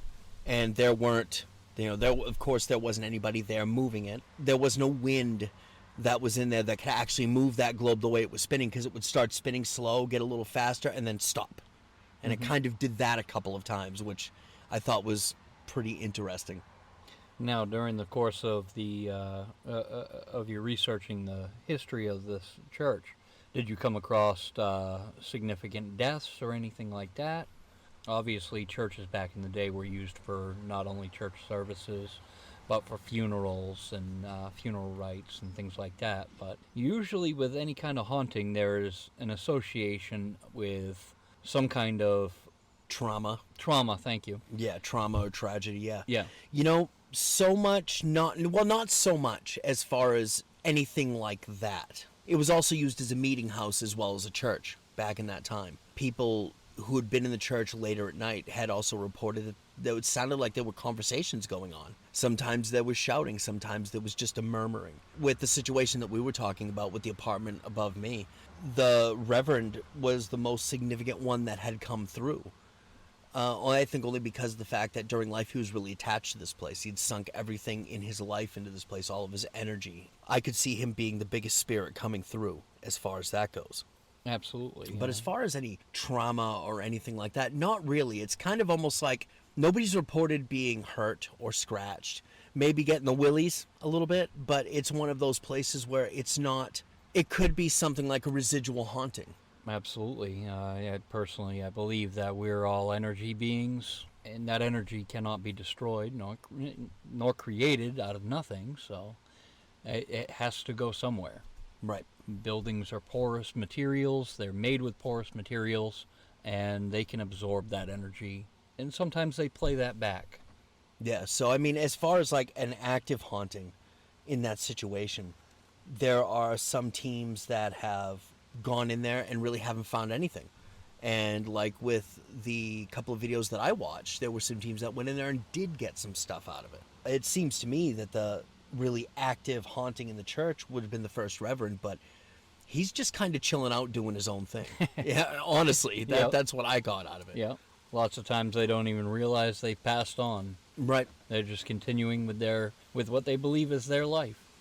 Pastor haunting a church, not out of the realm of possibility, especially back then. A pastor back in history, back in 1700s, early 1800s, the church was their life. That was everything to them. To pour that much energy into something, you certainly become attached. I could certainly understand somebody continuing on in the afterlife because of that. Yes, definitely. I have a couple more places to go with. One of them was one that we've been talking about for a little while here now, about going and maybe conducting an investigation of our own. Swan Island, which at one time was known as Perkins, Maine. Perkins Township, actually. Oh, okay. Perkins Township. Another was Mount Hope Cemetery in Bangor. We're going to get to those. You, on the other hand, the last time we were together, you had a couple of stories that I wanted to get to that we just didn't have time to get to.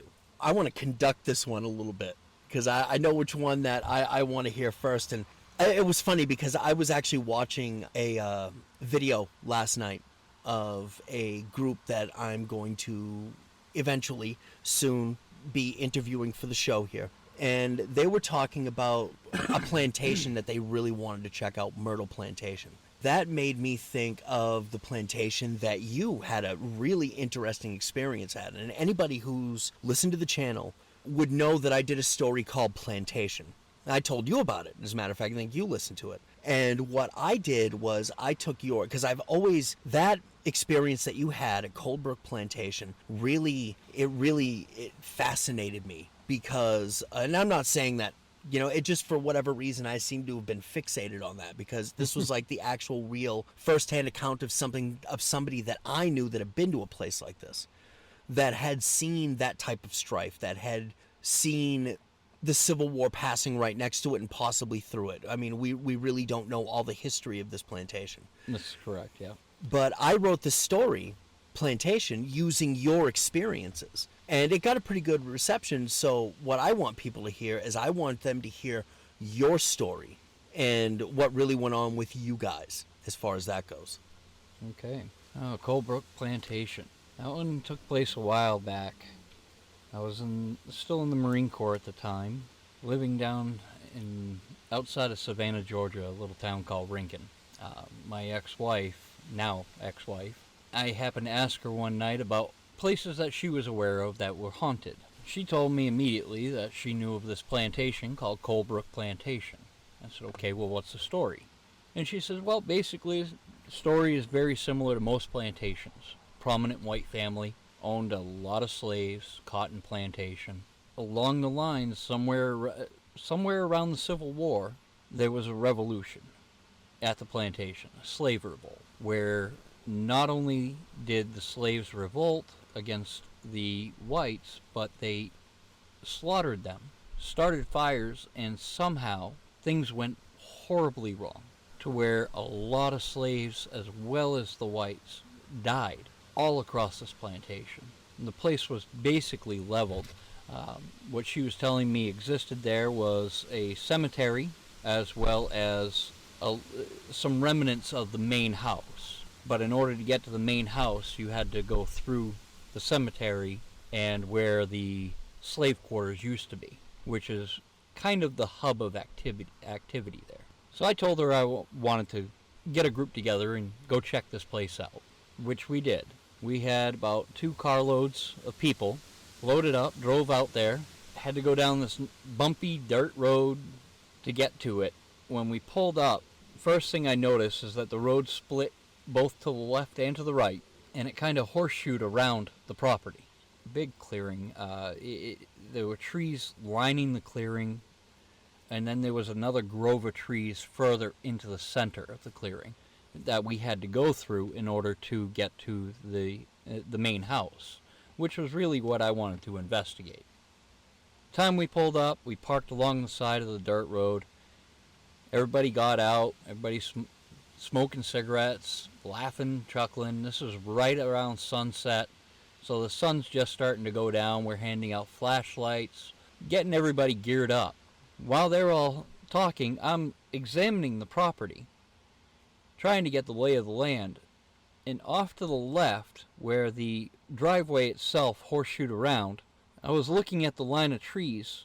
At first I couldn't quite reconcile what I was seeing, because here we are right at sunset, been a dry, hot summer, and rolling in from the trees was fog the likes of which I've only ever seen here in Maine, when the fog's rolling in off the oceans. It was just a complete wall of fog creeping in from the tree line. Immediately gave me a bad feeling about the place. I pointed it out to everybody. Everybody thought it was really strange. Everybody started getting a little creeped out. But of course our attention diverted back to, let's get moving on this investigation. Sun was going down, we lost the light. We started to try to work our way across the property towards the tree line. Part of the history of the hauntings at Colebrook is that there were dogs that died during the revolt. And the haunting supposedly is that people that get onto the property, particularly white people, would be chased off of the property by demonic hellhounds. The grass we had to go through in order to get to the tree line was about waist high. And of course we got I'd have to say about 6 or 8 people working our way to this tree line, mainly guided by flashlight at this point. And every now and then somebody would say, hey, did you see that? Did you hear that? I didn't think much of it because we hadn't even gotten 50 feet into the property yet. But about 100 feet in, I had to stop the crowd because I started seeing movement. I started hearing things moving around in the grass around us. Now again, more than likely animals, tall grass, easy to hide, raccoons, possums, whatever, squirrels, and obviously we're tramping through their territory. Something about this property just put me on high alert. I wasn't entirely sure what the heck it was, but all I knew is the pit of my gut, every fiber of my being, was telling me this is wrong. This is evil. Something here wants to hurt you. So I stopped the crowd and I said, hey, guys, quiet. Everybody kind of quieted down, started panning around with their flashlights, and sure enough, we were seeing movement in the grass around us. Something that would suggest more than just maybe a squirrel or Absolutely. a small rodent like that. Absolutely. It was certainly bigger than a rodent. I'm watching grass fold over in different areas, and then it stopped. We weren't hearing any other sounds. Every now and then we get a little bit of movement. Got the group to continue on a little bit further, and at this point, everybody's freaking out a little bit. We were at least halfway to the tree line when the group got stopped again. We're looking around, and one of the people at the back just started freaking out. They started freaking out hard, and they're screaming, "Did you see that? Did you see that?" And I said, "Wait a minute, calm down. What do you think you saw?" Right over there, pointed to a section of the grass that had just been moving. I saw red eyes. I kept looking, and I didn't see anything. We weren't getting any movement at the time. I told the group, I said, look, we only got a little ways left to go. We can really get into this. I said, let's just move on a little bit further. As I started walking, I looked back over my shoulder. The other 5 people that I was with were hauling butt to the car. They just bolted. I don't know what set them off, but something set them off. Not a single one of them would return. Left me standing there in the middle of this field. Again, every fiber of my being screaming, this is wrong. Of course, as much as I wanted to continue on, I knew it would be foolhardy to do so. As I turned to go back to the car, I caught movement to my left, snapped my head back over to the left, and out of the corner of my eye, I saw the red eyes. Kicker with that is it wasn't eye shine from an animal. Right. You weren't shining a flashlight. Nobody The flashlight wasn't pointed in that direction. I was shining the flashlight back towards the car. There was no moon at that night. That was it. Is that when you started to run? I knew standing there was not a good option at that point, and I hightailed it. Hightailed it right back to the car. We lit out of there pretty quick. I've been to a lot of different haunted locations in my life, mainly down south. I would go back to any of them. I will not go back to Colebrook. I can't say that I blame. That was giving me goosebumps. Like, holy cow. Colebrook, it just struck me as an evil place. This was at the height of my ghost experiences. I was pretty sensitive to it at the time. I've never forgotten the experience, and I've never forgotten the feeling of malice that pervaded that territory. That all started the time I saw that fog rolling in. A little bit later on, I managed to get onto the computer and pull up satellite photos of that area. The part that really struck me as odd is that there was no water.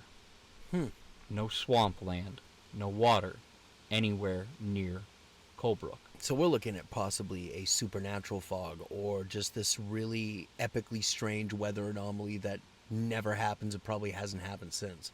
I've never seen anything like it since. Like I said, the only time I've ever seen fog that thick rolling in is up here on the coast of Maine. And that's thick coastal fog. That usually dissipates time it hits land. This was creeping in through the forest, through the trees, almost like it had a mind of its own. Another story you had told me was you and a friend of yours actually walked in on a cemetery you guys had never seen before. Never been down that, yeah, or never even seen the road that went to it before or again. And it's not so much that you had a ghostly encounter there, even though the creep factor was well over 10. It's just, it's like something that you would expect to hear on a scary story narration or something like that. It's still a baffling experience to me. Again, this happened while I was in the Marine Corps. Now, before we get into this, sorry to interrupt, before we get into this, when we all hear voodoo, the practice of voodoo, we instantly think of New Orleans. We think of Louisiana. Voodoo was also very prevalent in the area of Georgia as well. Georgia, Alabama, Florida, Louisiana, you name it, all throughout the South. Everywhere that slaves had been kept, voodoo took hold. And it still stays strong to this day. As I was telling you, this took place while I was in the Marine Corps. It was probably around, if I had to put a time period to it, it was probably around 1995 to 96. Somewhere in there. I don't remember the exact date, but I know my roommate and I always headed down to this one location that we found fascinating. It was out off of Tybee Island that we had found. It was a little run-down gun emplacement where the gun had been taken out. It was a concrete structure, concrete bunker on a dead-end street. We found this place fascinating. We knew there was activity there, but we could never seem to capture it. We could never seem to really hone in on it. And the place just kept drawing us back. So we'd been out to this fort probably about a dozen times at least by this point. We knew the route. We were familiar with the route. We headed out there early one night. Sun was still up, but we were heading towards sunset. And as we're driving down the road, my roommate, Jim, happened to notice a small trail that we'd never seen before. We had time, so Jim says, "Hey, you want to go check that out?" I said, "Sure, why not? We're in the adventure mode anyway. Let's take an adventure. Let's go down this trail." Turn down this trail. He's driving a 1994 Chevy Cavalier. This thing was all beat up. It was 4 different shades of primer. He'd been in and out of ditches and accidents, and Jim was a little rednecky from Ohio, and he loved fixing his own car. I know quite a few people around here like that. Yeah. So we're bouncing down this trail, barely doing 5 miles an hour. And the trail finally ended. It came out to a river. We realized we hit the end of the trail. There was enough area for us to turn the car around. He went ahead and spun it around, and as he did, I happened to look off to the side, and I said, "Hey, Jim," I said, "you need to stop. You need to pull over." And he says, "What's up?" I said, "Check that out." He pointed off to the side, and he looks over, and what we were looking at was an old graveyard where the forest had grown up around it. I figured, those are pretty common up here as small family plots. I figured probably the same thing happens down there. But of course it strikes our interest.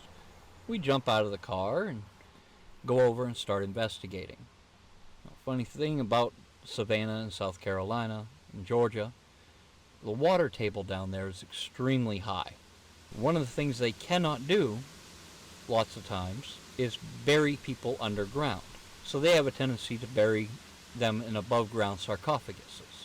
And that's basically what we were walking through. One of the things I was paying attention to was the epitaphs on each of the stones in each of the sarcophagi. And I was paying attention to the dates of death. This place was severely overgrown, and a lot of them were illegible, unreadable. But I was actually not seeing any of them that dated anything newer than 1880. I mean, we're stumbling across this really old cemetery, and it was kind of cool. So we started splitting up and kind of investigating different parts of the cemetery on our own.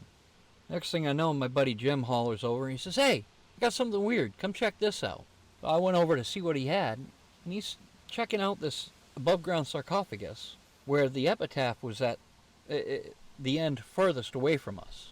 And you could see that there was a rusted imprint on the top of the sarcophagus from a cross, an iron cross that had at one point been bolted to it.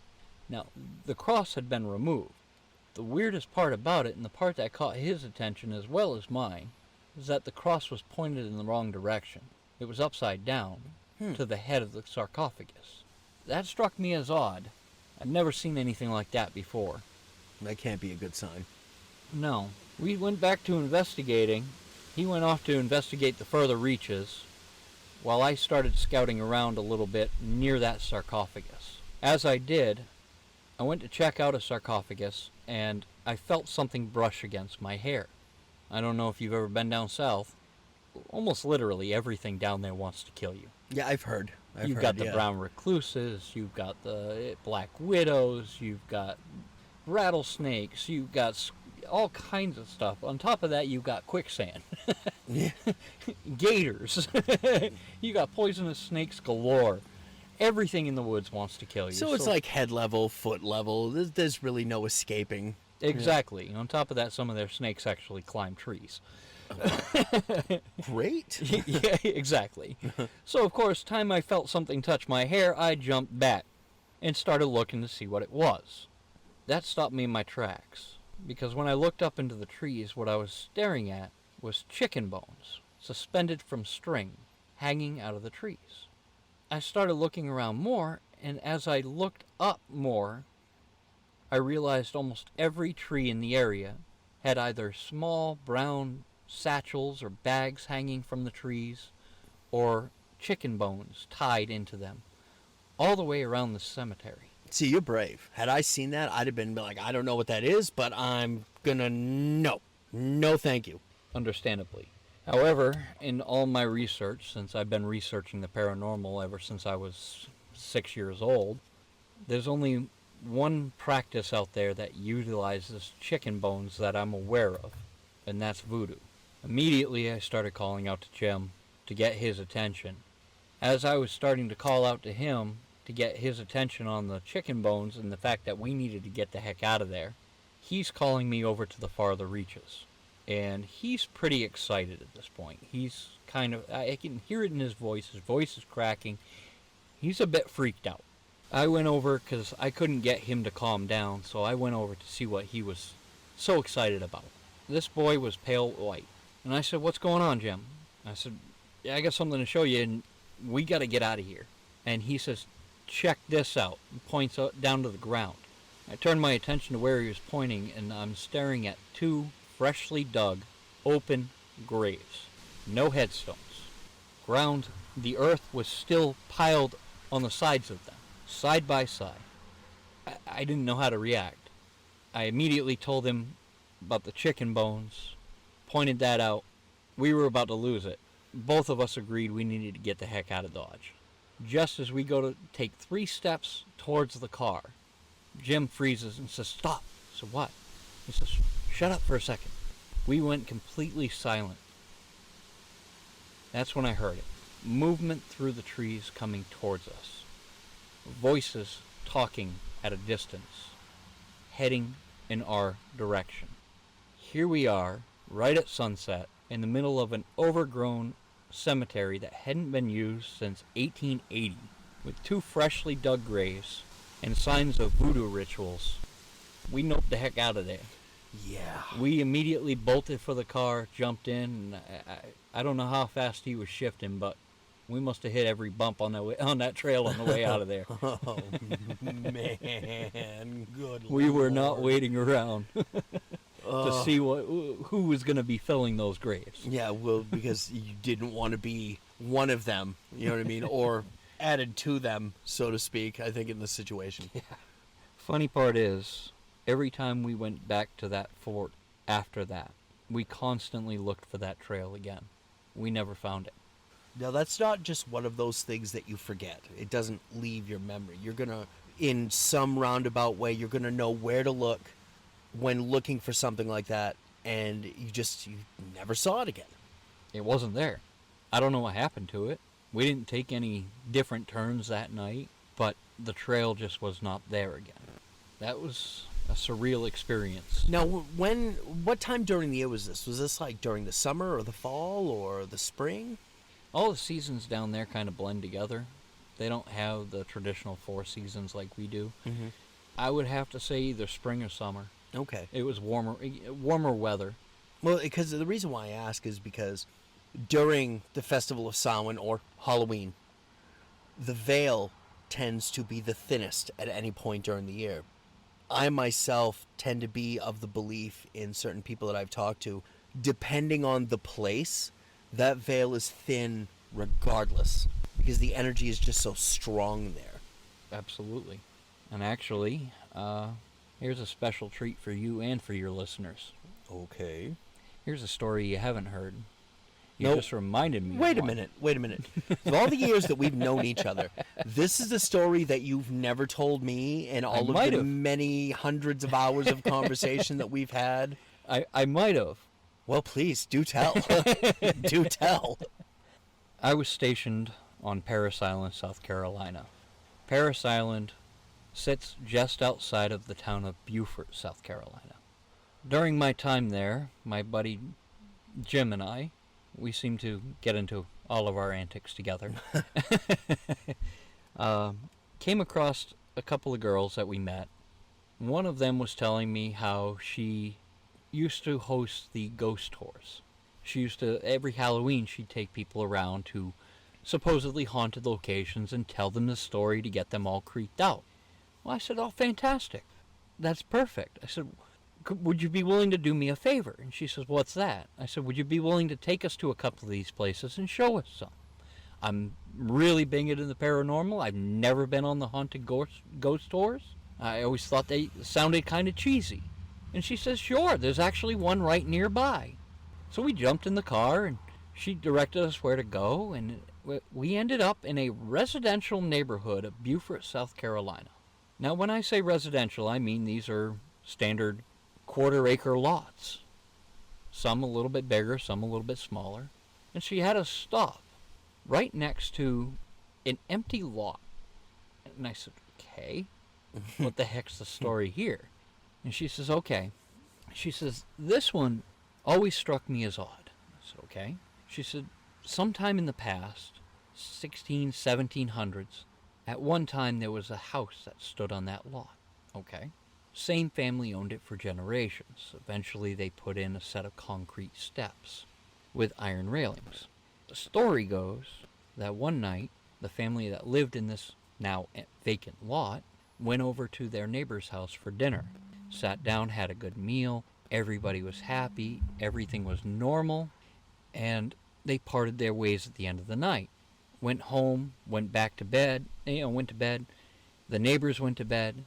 The next morning, when the neighbors woke up, one of them looked out the window and realized that their neighbor's house, the ones that had just come over for dinner the night previous, was gone. Now, when I say gone, I don't mean burned to the ground or anything that we would normally think of, collapsed or burned or destroyed. I mean gone, as in no longer existent. The only remnant of the house that was left on the property was a set of concrete steps, about 4 concrete steps, with dual iron pipe railings leading to nowhere. So it's like something literally swallowed the house. No foundation. Everybody in it. No foundation, no walls, no windows, no doors, no people, nothing. I said, okay, what's the story with the haunting?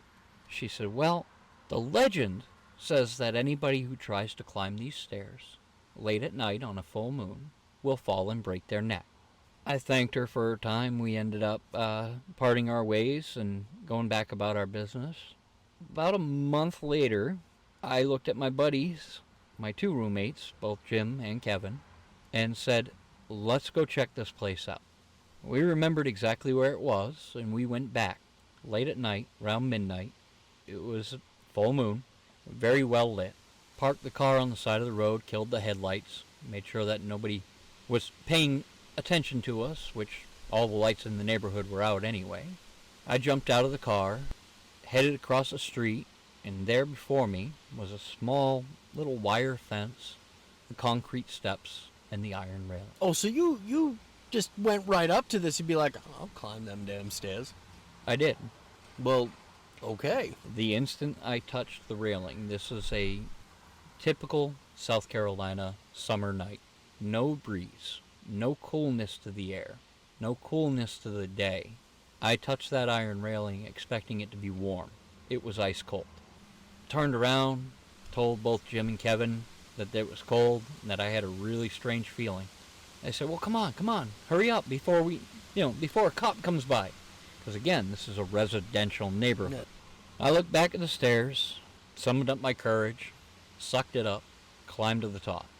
Stood there waiting with one hand on the railing still ice cold, looking around, expecting something, anything. I had nothing. I turned to look over my shoulder to tell Jim and Kevin that it was a bunch of BS, a bunch of bunk, and as I did, right where a window would be, had there been a house there, out of the corner of my eye, moonlight reflected. It happened so fast I actually did a double take. And the second time, it wasn't there. But it was there the first time. I even went as far as reaching out to try to touch anything. I was about to ask you if you maybe tried to touch just to see if, like, okay, is this invisible or... There was nothing there. I came down, told Jim and Kevin about it. They both cried bullshit. Kevin jumped out, and he said, I'll take a look. And he went up the stairs. Funny part is Kevin said that the railing for him was not cold at all. He stood there for a good 3 minutes and looked back at us and said, there's nothing here. He came back down. We got in the car. My buddy Jim said, well, I don't see any point in me going up there. He was a bit of a chicken at that time. Yeah, well, he's a smart guy because I don't see the point. He goes, I ain't risking nothing. Well, maybe is it because maybe they weren't at the point of the sensitivity that you were? It's a good possibility. It might have also been timing. I don't know. I mean, a good somebody who is a really strong skeptic could go into a place not believing and just not be open to something like that. This is true. I mean, I think that maybe in that situation you have to have a little bit of belief. I've never heard that story, but this is the first time I've heard it, and that's awesome. That's awesome. Which, it kind of leads me to Swan Island. And I know that's a weird segue. Not really. But I think in the sense that I watched a couple of different investigation videos. One was from a YouTuber, lives right here in Maine. Of course, both people who had done investigations live here in Maine, of course. The other one was a group called Haunt Me, or ME, as in, you know, the capital M and E, so Right. it would have been like Haunt Maine. Abbreviation for me. And their show is very polished, and it was enjoyable, don't get me wrong, but that was the first one that I had watched. And the short of it was they'd gone to Swan Island. There were 3 people. It was a guy and 2 women, and one of the women was a witch. One had gone to one house. Another had gone to another house. The lady who was the self-proclaimed witch, and I don't say that in a bad way, went to Curtis Cemetery. On that video, she was getting responses in the sense that she was trying to call the Native American spirits to her. There were twig snapping, things walking around in the woods. I listened to it with headphones. I thought maybe I might have heard drums in the background very, very faintly, but I could be wrong. It might have been the other person with her that was operating the equipment. Basically, they really didn't find much. Other than that little bit in the cemetery, they didn't find much. They had decided for this that they weren't going to use their digital equipment like the spirit boxes or the recorders or anything like that. They were just kind of going to go old school rituals, a certain spell, that type of thing, kind of try to wake the spirits up. Other than that little bit, there wasn't really anything there. And they kind of said, well, you know, because of what we had, we didn't have a whole lot of time. We're going to rate this place as maybe a residual haunting type of thing. Now, I watched a video that was a 4-part video series on Swan Island, and these people that had gone up with a few other paranormal teams, because the island is run by the Fish and Game for Yes. that area. Yep. And it's more a game preserve than anything else. I mean, they have an area you can go up there for a fee, you can spend the night, and that's what they did. They spent a couple nights up there. They used their digital equipment. They did the sensory deprivation experiments.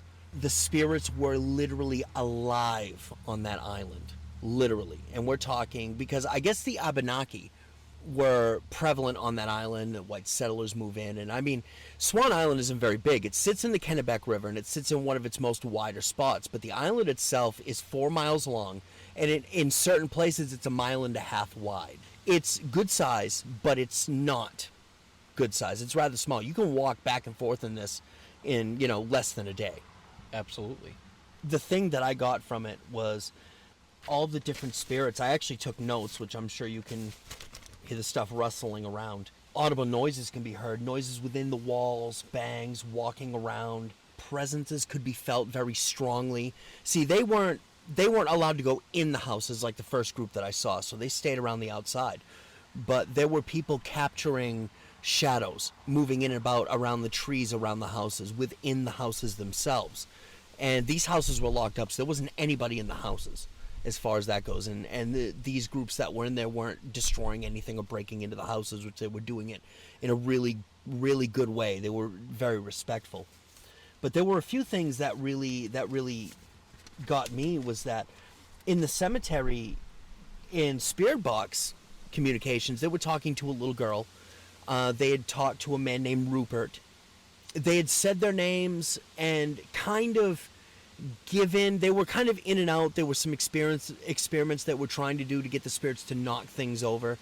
In one of the houses that they did go to, they had an experiment where they had a ball sitting on top of like a red Solo cup, and the ball got flung off, which was really interesting because they were asking the spirits, and as they were about to stop, they were like, well, I guess this isn't happening. And then all of a sudden the ball goes whoo off the porch, and they're like, bye. They're like, bolted, which is probably what I would have done, in putting myself there. But there were a couple of things. There was something that really got to me, a couple of things. Something they called the demon well. It was basically a freshwater well. But the only difference is that where they get the name, I don't know. If that's what they wanted to call it, that was fine. But there seemed to be a gate surrounding this well. And basically what it was a deep well dug. And it was a large kind of octagonal shaped stone with a hole in the middle of it. And of course the well going down. But there was a big rock that was covering the hole. And there was only just a little bit of that hole showing. So you couldn't really fall down it, unless you wanted to move this huge rock. And one of the things that they did, they were getting a lot of spirit box activity. People were getting, the energy was literally swirling around them. There were voices and hoots in the area. Now, I know that somebody listening to this could say, well, maybe there were people close to them that were being a little loud. Each group was accounted for and in vastly different areas. And that could be the case. But the thing that really got me was that one of them, who was the medium, who was actually doing a lot of the sensory deprivation experiments, was getting a lot of people a lot of spirits to come through. There was one certain spirit they called the witch. What I thought was really interesting about it is that it was in the form of a shadow person, but kind of like one of the better detailed shadow people was like an older woman with the long stringy hair. And as they were doing these sensory deprivation, even with the spirit box, this dark presence was coming through saying they're mine, and was trying to get some of the researchers to actually go into the water and drown themselves, or to come into a trap of some type of way. That's what I was getting out of it. But I thought the funniest thing was, well, so much funny, but the most ironic was the messing, that these spirits were literally messing with their electrical equipment.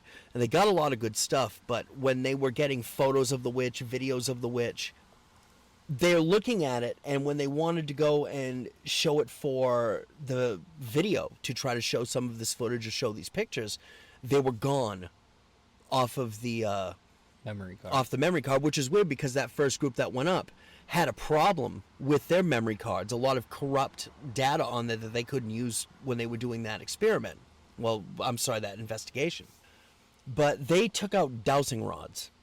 And the type of dowsing rods is that, of course it was a dowsing rod, the L-shaped piece of metal, but it had a wooden handle to it so they could move freely. When they were asking questions to certain things and certain people, the dowsing rods would point at certain people as they were standing in a group. The lady that was using the dowsing rods was the medium or the witch of the group. The dowsing rod was spinning. And then she'd take the other one and bring it up, and that would start spinning in the same direction. From what she had said, generally, if there was a gate in the area, these rods would react in that fashion, which I thought was really interesting because I had never actually seen that practice used before. I thought it was rather telling in a way. It's interesting, and I'm excited to possibly pull together an actual investigation of Swan Island for ourselves. Here's the downer to it. There is a downer side to this. There is always. In the last video, this medium or this witch, they conducted a ceremony their last night on the island, would release the spirits. Of course And she did. yes, she did. And from what she was accounting during, because they had the camera on her the entire time, and she was saying that spirits were coming in, but there was some that were staying back. I'm wondering if these may have been the Native American spirits because of the first video that I had watched. Decided to go back, and I'm starting to check dates on these videos. Both were released in 2018. The only difference was the Haunt main crew went up after this ceremony taken place. So this is what I'm wondering. Is it a possibility that when they did this ceremony, this ritual to cleanse the island of the spirits, to release them, The only thing that was left was a little bit of the activity from the Native American spirits if they were up there. And it kind of 99 or 90% released the rest of these other spirits. Funny part with rituals like that, if you have a dark presence, lots of times those rituals might make it go dormant for a little while, but doesn't generally cleanse it. And we're probably going to find that out next summer when we decide we want to go up and try this. Because I'm game. I want to check this out. I'm very interested in this idea. The other part of that is not only does it not always cleanse it, but it can make them very angry, which can actually increase your paranormal activity, especially if somebody words it wrong. It goes with the old saying, you know, the path to hell is paved with good intentions. And unfortunately, those rituals, sometimes they don't always get them right. It can actually really anger the spirits. I'm interested to get up there, man. I want to check out Swan Island. I know we won't be able to get into the structures because those are all secured by the Fish and Game, but the island itself is steeped in history and mystery at the same time. Some people believe that it was a famine that actually caused the settlers to leave. Other people say it was disease. And which a good possibility that could be a combination of both that had happened. Yeah. The last one that I want to get into, which is where at the end of this conversation I'll play that audio clip that I was talking about earlier when we started. Mount Hope Cemetery. I was able to check out... I got some pretty good stuff from a few of the things that you sent me. A lot of the real telling stuff that I'd gotten was from another investigation that I'd watched. And actually, if everything goes well, could very well be somebody that will be on the show later in November. Outstanding. Really busy at the moment, so we're going to get together at a little bit of a later date next month, probably the middle to the end of next month. When the actual episode will come out, I'm not sure. But I digress. A lot of people have told a lot of stories, especially people who have been there at night. Shadows moving in and out. The gangster Al Brady is buried there. And with spirit box sessions from him, he's just as ornery in death as he was in life. Not such a nice guy. Very interesting stuff. Wanted to be left alone, and, you know, of course, God just kept prodding him, and I got to give him major props for something like that. He was at the Blake tomb, had recorded bumps and bangs, because you can't get into that tomb, so he had his voice recorder set up there. Bumps and bangs. Got some absolutely phenomenal EVP work out of there, as well as conversations, a man and a woman talking within the tomb. And that's one of the things that they had really said. A lot of stories, when I say they, a lot of stories people have recounted that they're, you know, when they go by the Blake tomb or they stayed there long enough, you could actually hear conversations coming from within the tomb. There's nobody in that tomb. Interesting. You know, a lot of shadow people moving in and out of the stones and the trees. Some people who had been recounted being pushed. There was something else, and I had to go in because I'd heard snippets of it.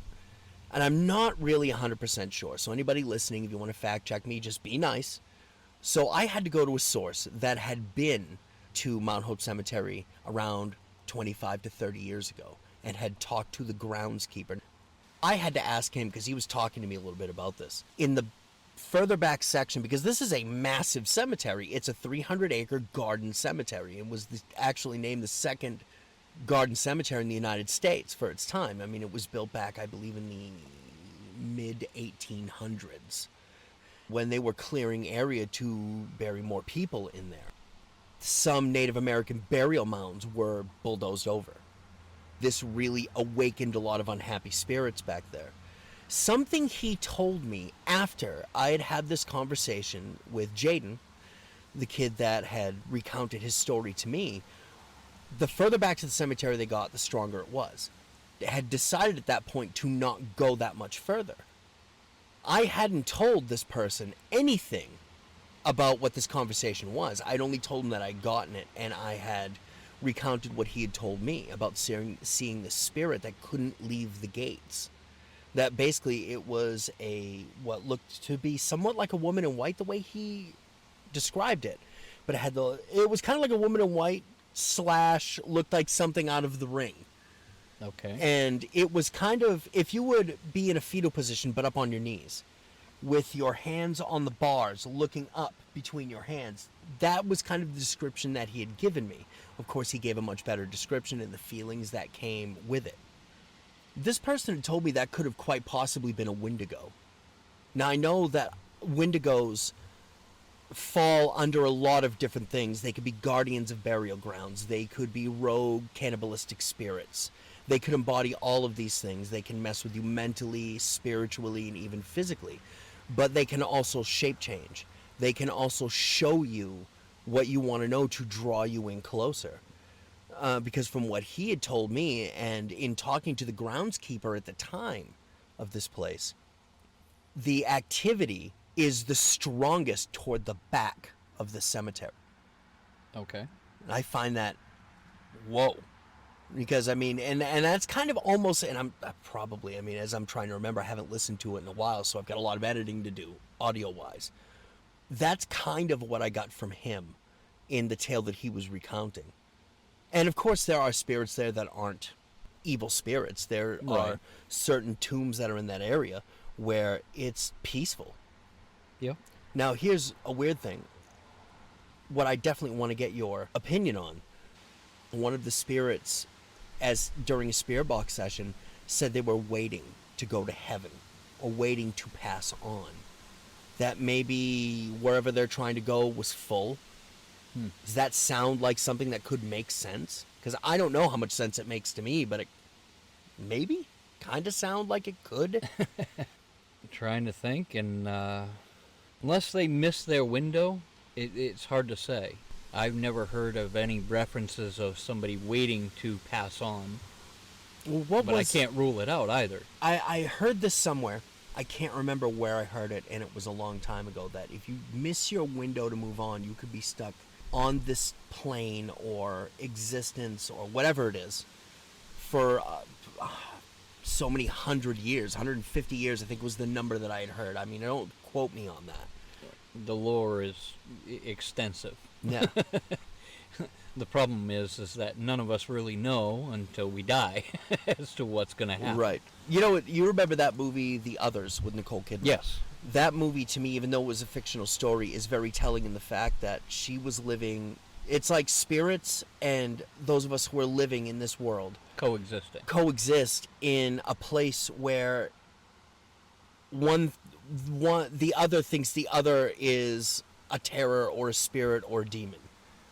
Yes, almost like a parallel dimension. Exactly. And of touching course, each other. if you get into that parallel dimension theory, that everything is layered on top of each other. Yes. Who's to say that in certain places the veils are not thin? Absolutely. And of course, when we get to this time of year, it could be even thinner. Absolutely. Personally, I have theories on that, as far as I believe that it actually has part to do with the Earth's magnetic field. And now we're getting into some heavy things, because it's like, okay, how do you wrap your mind around something like that? How can you try to justify that type of thing where we're so small and everything is so big, you know? Well, again, if you actually look at the way that the human eye works, this might be getting a little too scientific here, I'm not sure, but my theory, having been a photographer, I understand how our brains interpret light. Light is made up of photons, it travels in waves. It's made up of basically energy. That energy passes into our retina, translated into another form of energy, which then gets translated to your neurons, and your brain translates an image from there. So essentially, everything that we're seeing is made up of energy. Our brains are interpreting physical dimensions based on its own interpretation. So my personal theory is that we're actually energy beings who are living in our own constructed universe through the interpretation of our brains and the photons that we encounter. Yeah. It's a heavy subject. Well, what do you think? You think you might want to come back and talk ghostly stuff again here in the near future? Absolutely. Definitely. Absolutely. Well, folks, right after we end this little discussion right here, I'm just going to go right in and play the account that I have for you. Thank you very much, brother. I really appreciate you coming in and sitting down and we having this little discussion, especially this time of year. It's just a fun time to do that type of thing, but it's fun to do it anytime. Absolutely. It's a pleasure as always. Look forward to joining you guys again. I always look forward to listening to everything you put out. I look forward to possibly getting some investigations going with you. Yeah, and anything that we do will go right onto the channel in an actual virtual chaos effect, which would be interesting, just other than sound. All right, everybody, we're going to go right into that audio clip, and I will see you in the last segment. Don't go away. This is a story that I didn't expect to get, but it's actually really cool. I got a buddy of mine with me. Thank you for coming in and wanting to talk about this, because a lot of people don't want to. Yeah, no big deal. To kind of segue in, this was like your first paranormal experience, straight up first. My straight up first one that I remember, and I can tell you every detail that happened. I was a little bit younger when, like, I didn't have the encounter. My aunt's family did. Well, you know what? I would like to get into that first, only because you kind of had this brush with the paranormal. Yeah. You know what I mean? It's kind of always been there, but you haven't actually exactly. Yeah. Do you want to go right into that? You know, tell us what you remember or what you were told. I was about 10, 11. My aunt, my uncle, my cousin, they lived in Lebanon. And this is not their old house. They moved. I'd moved to after it happened. When my cousin was 3, like, he was younger than me, he kept waking up in the middle of the night, like, saying, I feel something's in my room, something's in my room. My aunt and uncle were like, he's just dreaming, he's young, dreaming. They dug into the history of the house. The previous owner, he ended up killing himself in the living room. So that sparked their interest. And then one night, he had this blood-curdling scream. And he goes, it was like right near me, it was like touching me, I felt something touch me. My uncle, who's a hunter, grabbed his pistol, and he checked the windows, checked the house. The latches in the windows were still locked. Their front door was still locked. Their basement door was still locked. Their back door was still locked. So that, they were like, okay, something isn't right. It's happening. So they installed cameras. They ended up catching it on camera. And they had a medium or psychic, someone come in and just try and get the ghost out. Try to get it away. I was younger, so that to me was like, this is kind of crazy. Like, I grew up watching Scooby-Doo. Where every monster, every ghost had a mask, pulled a mask off. So I was like intrigued by it. So then that got me sparked into watching stuff about paranormal activity from like Nickelodeon. Even there's a TV show on Nickelodeon when I was younger. It was like a bunch of kids and they went around and they hunted ghosts, but watch that, Ghost Hunters, all those paranormal activity, a bunch of stuff like that. It was still an unsettling feeling in my stomach. That like I was skeptical about ghosts, skeptical about paranormal activity. Did that little boy ever describe what, if it was standing like right next to or at the foot of his bed, did he ever describe what it looked like? He was too young to be able to explain what he saw. They saw a figure of a man outline on the camera, from my understanding of the stories that I've heard, and from my grandmother and my mom and them. I was there one night when he woke up, because I was going hunting with my uncle the next day. They just shrugged it off again, because I was there before they like set up the camera in his room, because they were like concerned that someone was actually in the house somehow. So they were concerned about that and want to make sure their kid was okay. And they saw that and they were like, this is crazy. What made you guys decide that you were going to go to Mount Hope Cemetery? Funny story. I'm the biggest baby when it comes to scary things. I get scared at corny horror movies. You can see Scream. Yeah. I was a little girl when I watched that movie for the first time.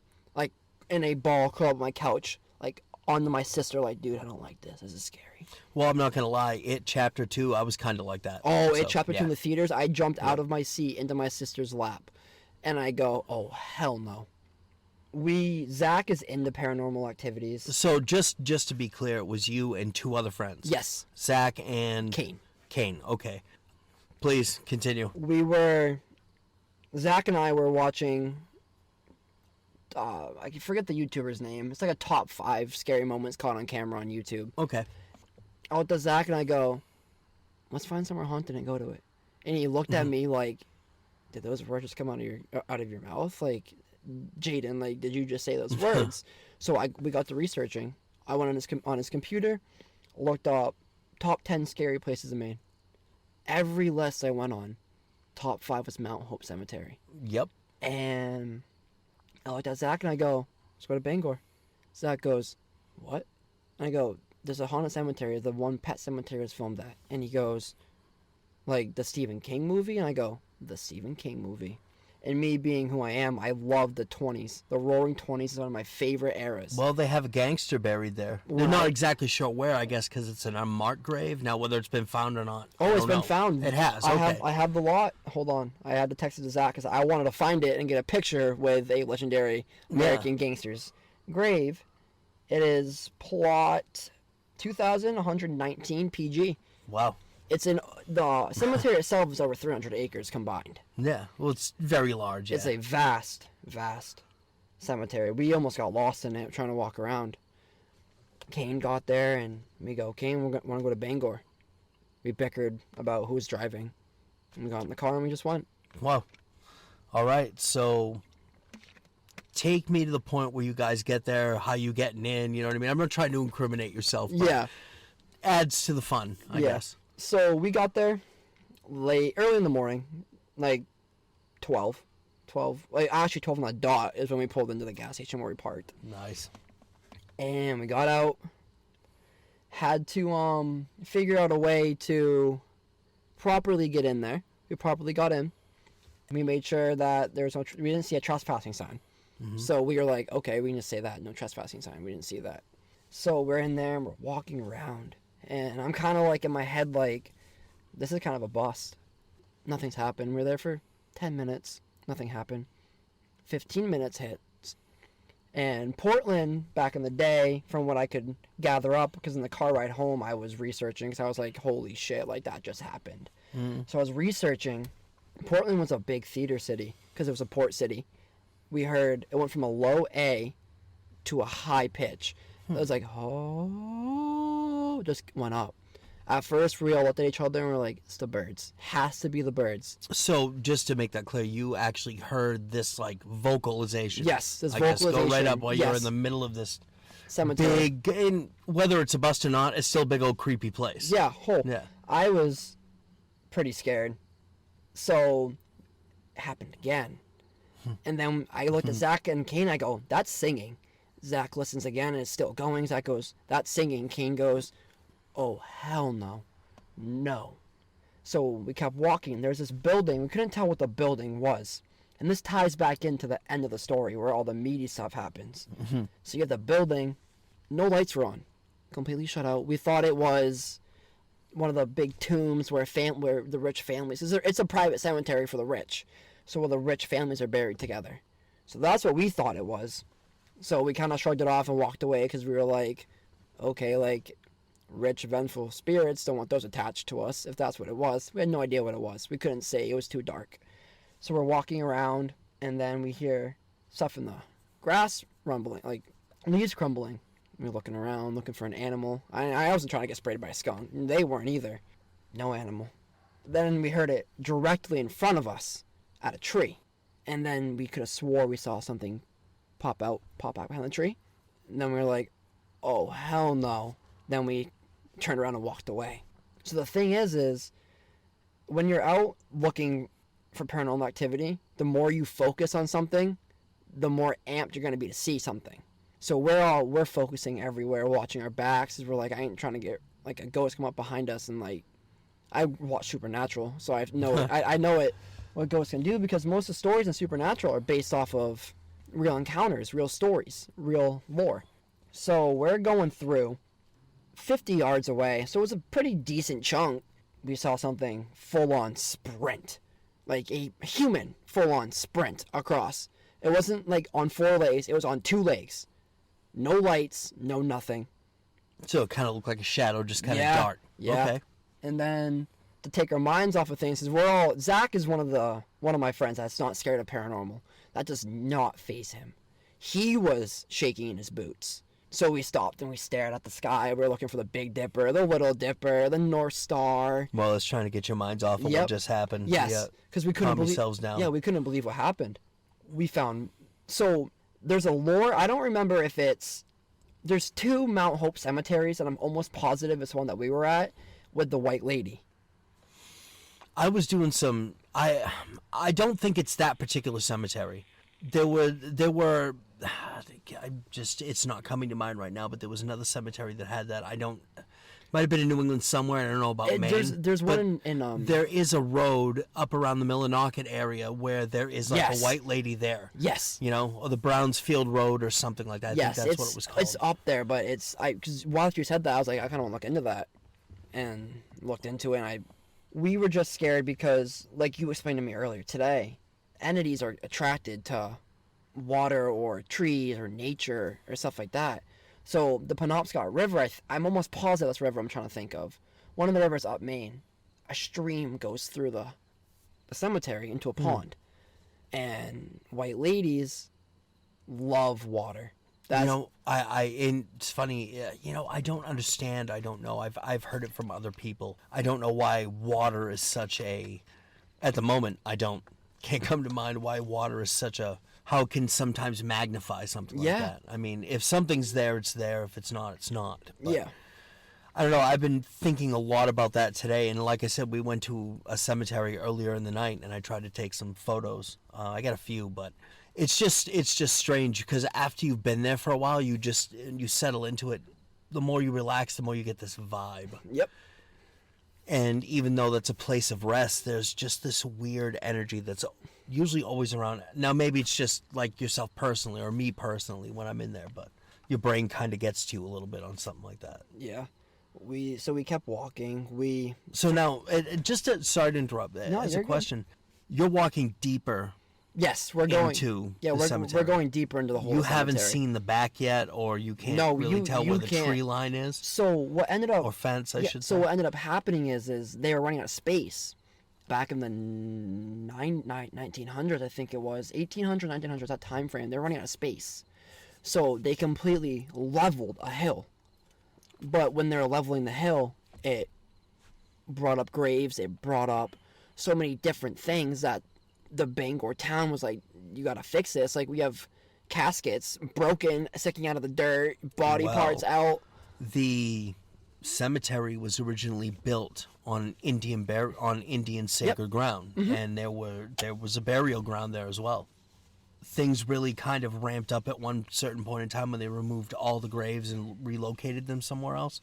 That dirt itself is still supercharged. So please, by all means, I imagine it must get a lot better. It does. Yeah. It's a little bit. The start's a little bit dull. Like, we had a little bit of encounters. So we got, I wouldn't say the middle, but a middle ground between where we were at with walking, because it was a 3-hour drive up to Bangor. So we're trying to manage how long we're gonna be there. So it's about 12:45, 1, that time frame. We find the road because we saw a little bit more of shadows moving and sounds and leaves turning and crunching and walking, and one point we thought someone was walking behind us as we heard footsteps. So it's not really like wind or animals or No. anything like that. It's something that you like. It wasn't windy out that night. It was calm. It was calm, clear sky, clear view of the sky, no clouds, no nothing. You had a decent amount of illumination from the moon. It wasn't a full moon, but it was close to half. So we ended up getting out, but we found the public part of it. And then this is where the story gets really good. This is where it happens. We walk into the free part, or not the public part, my bad. And we're walking around and we see this grave, and it had 4 red lights around it. That was what the hell, why? Just why? So that one was kind of a bust to us. It was smaller. Well, it's funny that you say that because I was in a cemetery earlier tonight, Yep. and there were a few stones around there where people actually had little lights Yep. around them. So I was like, oh, okay, that's new because I never remembered seeing that back in the day. This is a red light with the fact that I will go bat and arm. We saw something moving in front of us, and there was something behind us that night, and there was something in there that was singing. We saw the 4 red lights, and we're like, oh no, like, let time to leave. So we're leaving, we're walking out, we're on the road, about a quarter mile down towards the end of the cemetery. Hairs on my arms stand up. Hairs on my legs stand up. Get that gut feeling when, you know when someone's looking at you, but you can't see them, but you know they're looking? Had that gut feeling. So my first instinct is like, maybe Zach and Kane are looking at me. They're both on their phones walking. So my brain goes, well, what's in the cemetery? I look in the cemetery. There's this woman, black hair, raggedy clothes, torn up, all like the clothes look like something went through and cut it up. Fetal position, hands like crouched down, fetal position, hands on the gate, on the fence, looking at me. Not at Kane, not at Zach, at me. I go, what the fuck? I turn and I look at Zach. Zach's looking. Zach goes, Jaden, it's staring at you, and it looks pissed. More than one person saw this. Yes, Zach saw it too. Okay. So I look back over, and she's staring. I see his angry face, just looking at me, pale as night, just staring at me. Just looking, not even like, looked sad, like she couldn't leave. And she looked angry that we left because we could have been the only way for her to get out. Because she could have attached to something on me. Don't know why it had to be me, but she could have attached to me and got in her free trip out of there. So, I know I talked about Supernatural. Do you remember? Sorry if anyone watches Supernatural, but spoilers coming in. When Jack and Rowena die, and then the wall goes up in season 15 around the town, it was almost like there was a wall around that cemetery where she couldn't leave, because Zach and I looked back at each other and looked back into the cemetery. Like, I'm getting goosebumps talking about it right now. And we saw a tall, pale legs just walking away, head drooped. Not a fast walk, not a normal walk, just a slow, depressed, dragging her feet walk. Now, I wasn't one for Supernatural. I wasn't one, like, I kind of believed in it, and then I kind of, like, didn't.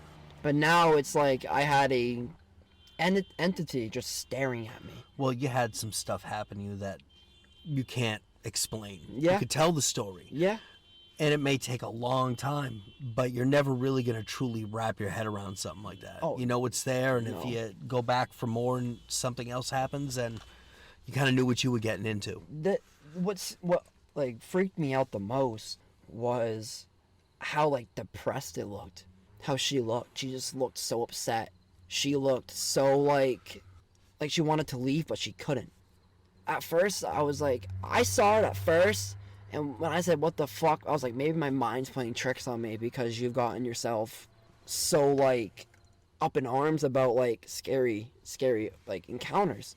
But as soon as Zach's face just went pale and was like, oh my god, it's like looking at you, I knew it was my mind playing tricks. I knew she looked young, mid to late 20s. It's just one of those things now where I'm like, I had a ghost, like, literally, if I could describe how she was staring at me, she was staring into my soul. She was just staring. Okay, so you're almost 24 hours later. Yeah. Kind of, almost. You got a little bit of time. Yeah, a little bit of time, but close enough. How do you reason something like that? I can't. I can't. I could be like, maybe it was Zach and I's imaginations playing tricks. Well, 2 people saw the same exact thing. Mm-hmm. Kane missed it. Kane was not upset that he missed it, but he was like, because Zach and I were talking about it in the car, trying to explain it to Kane. And Kane was like, I missed it.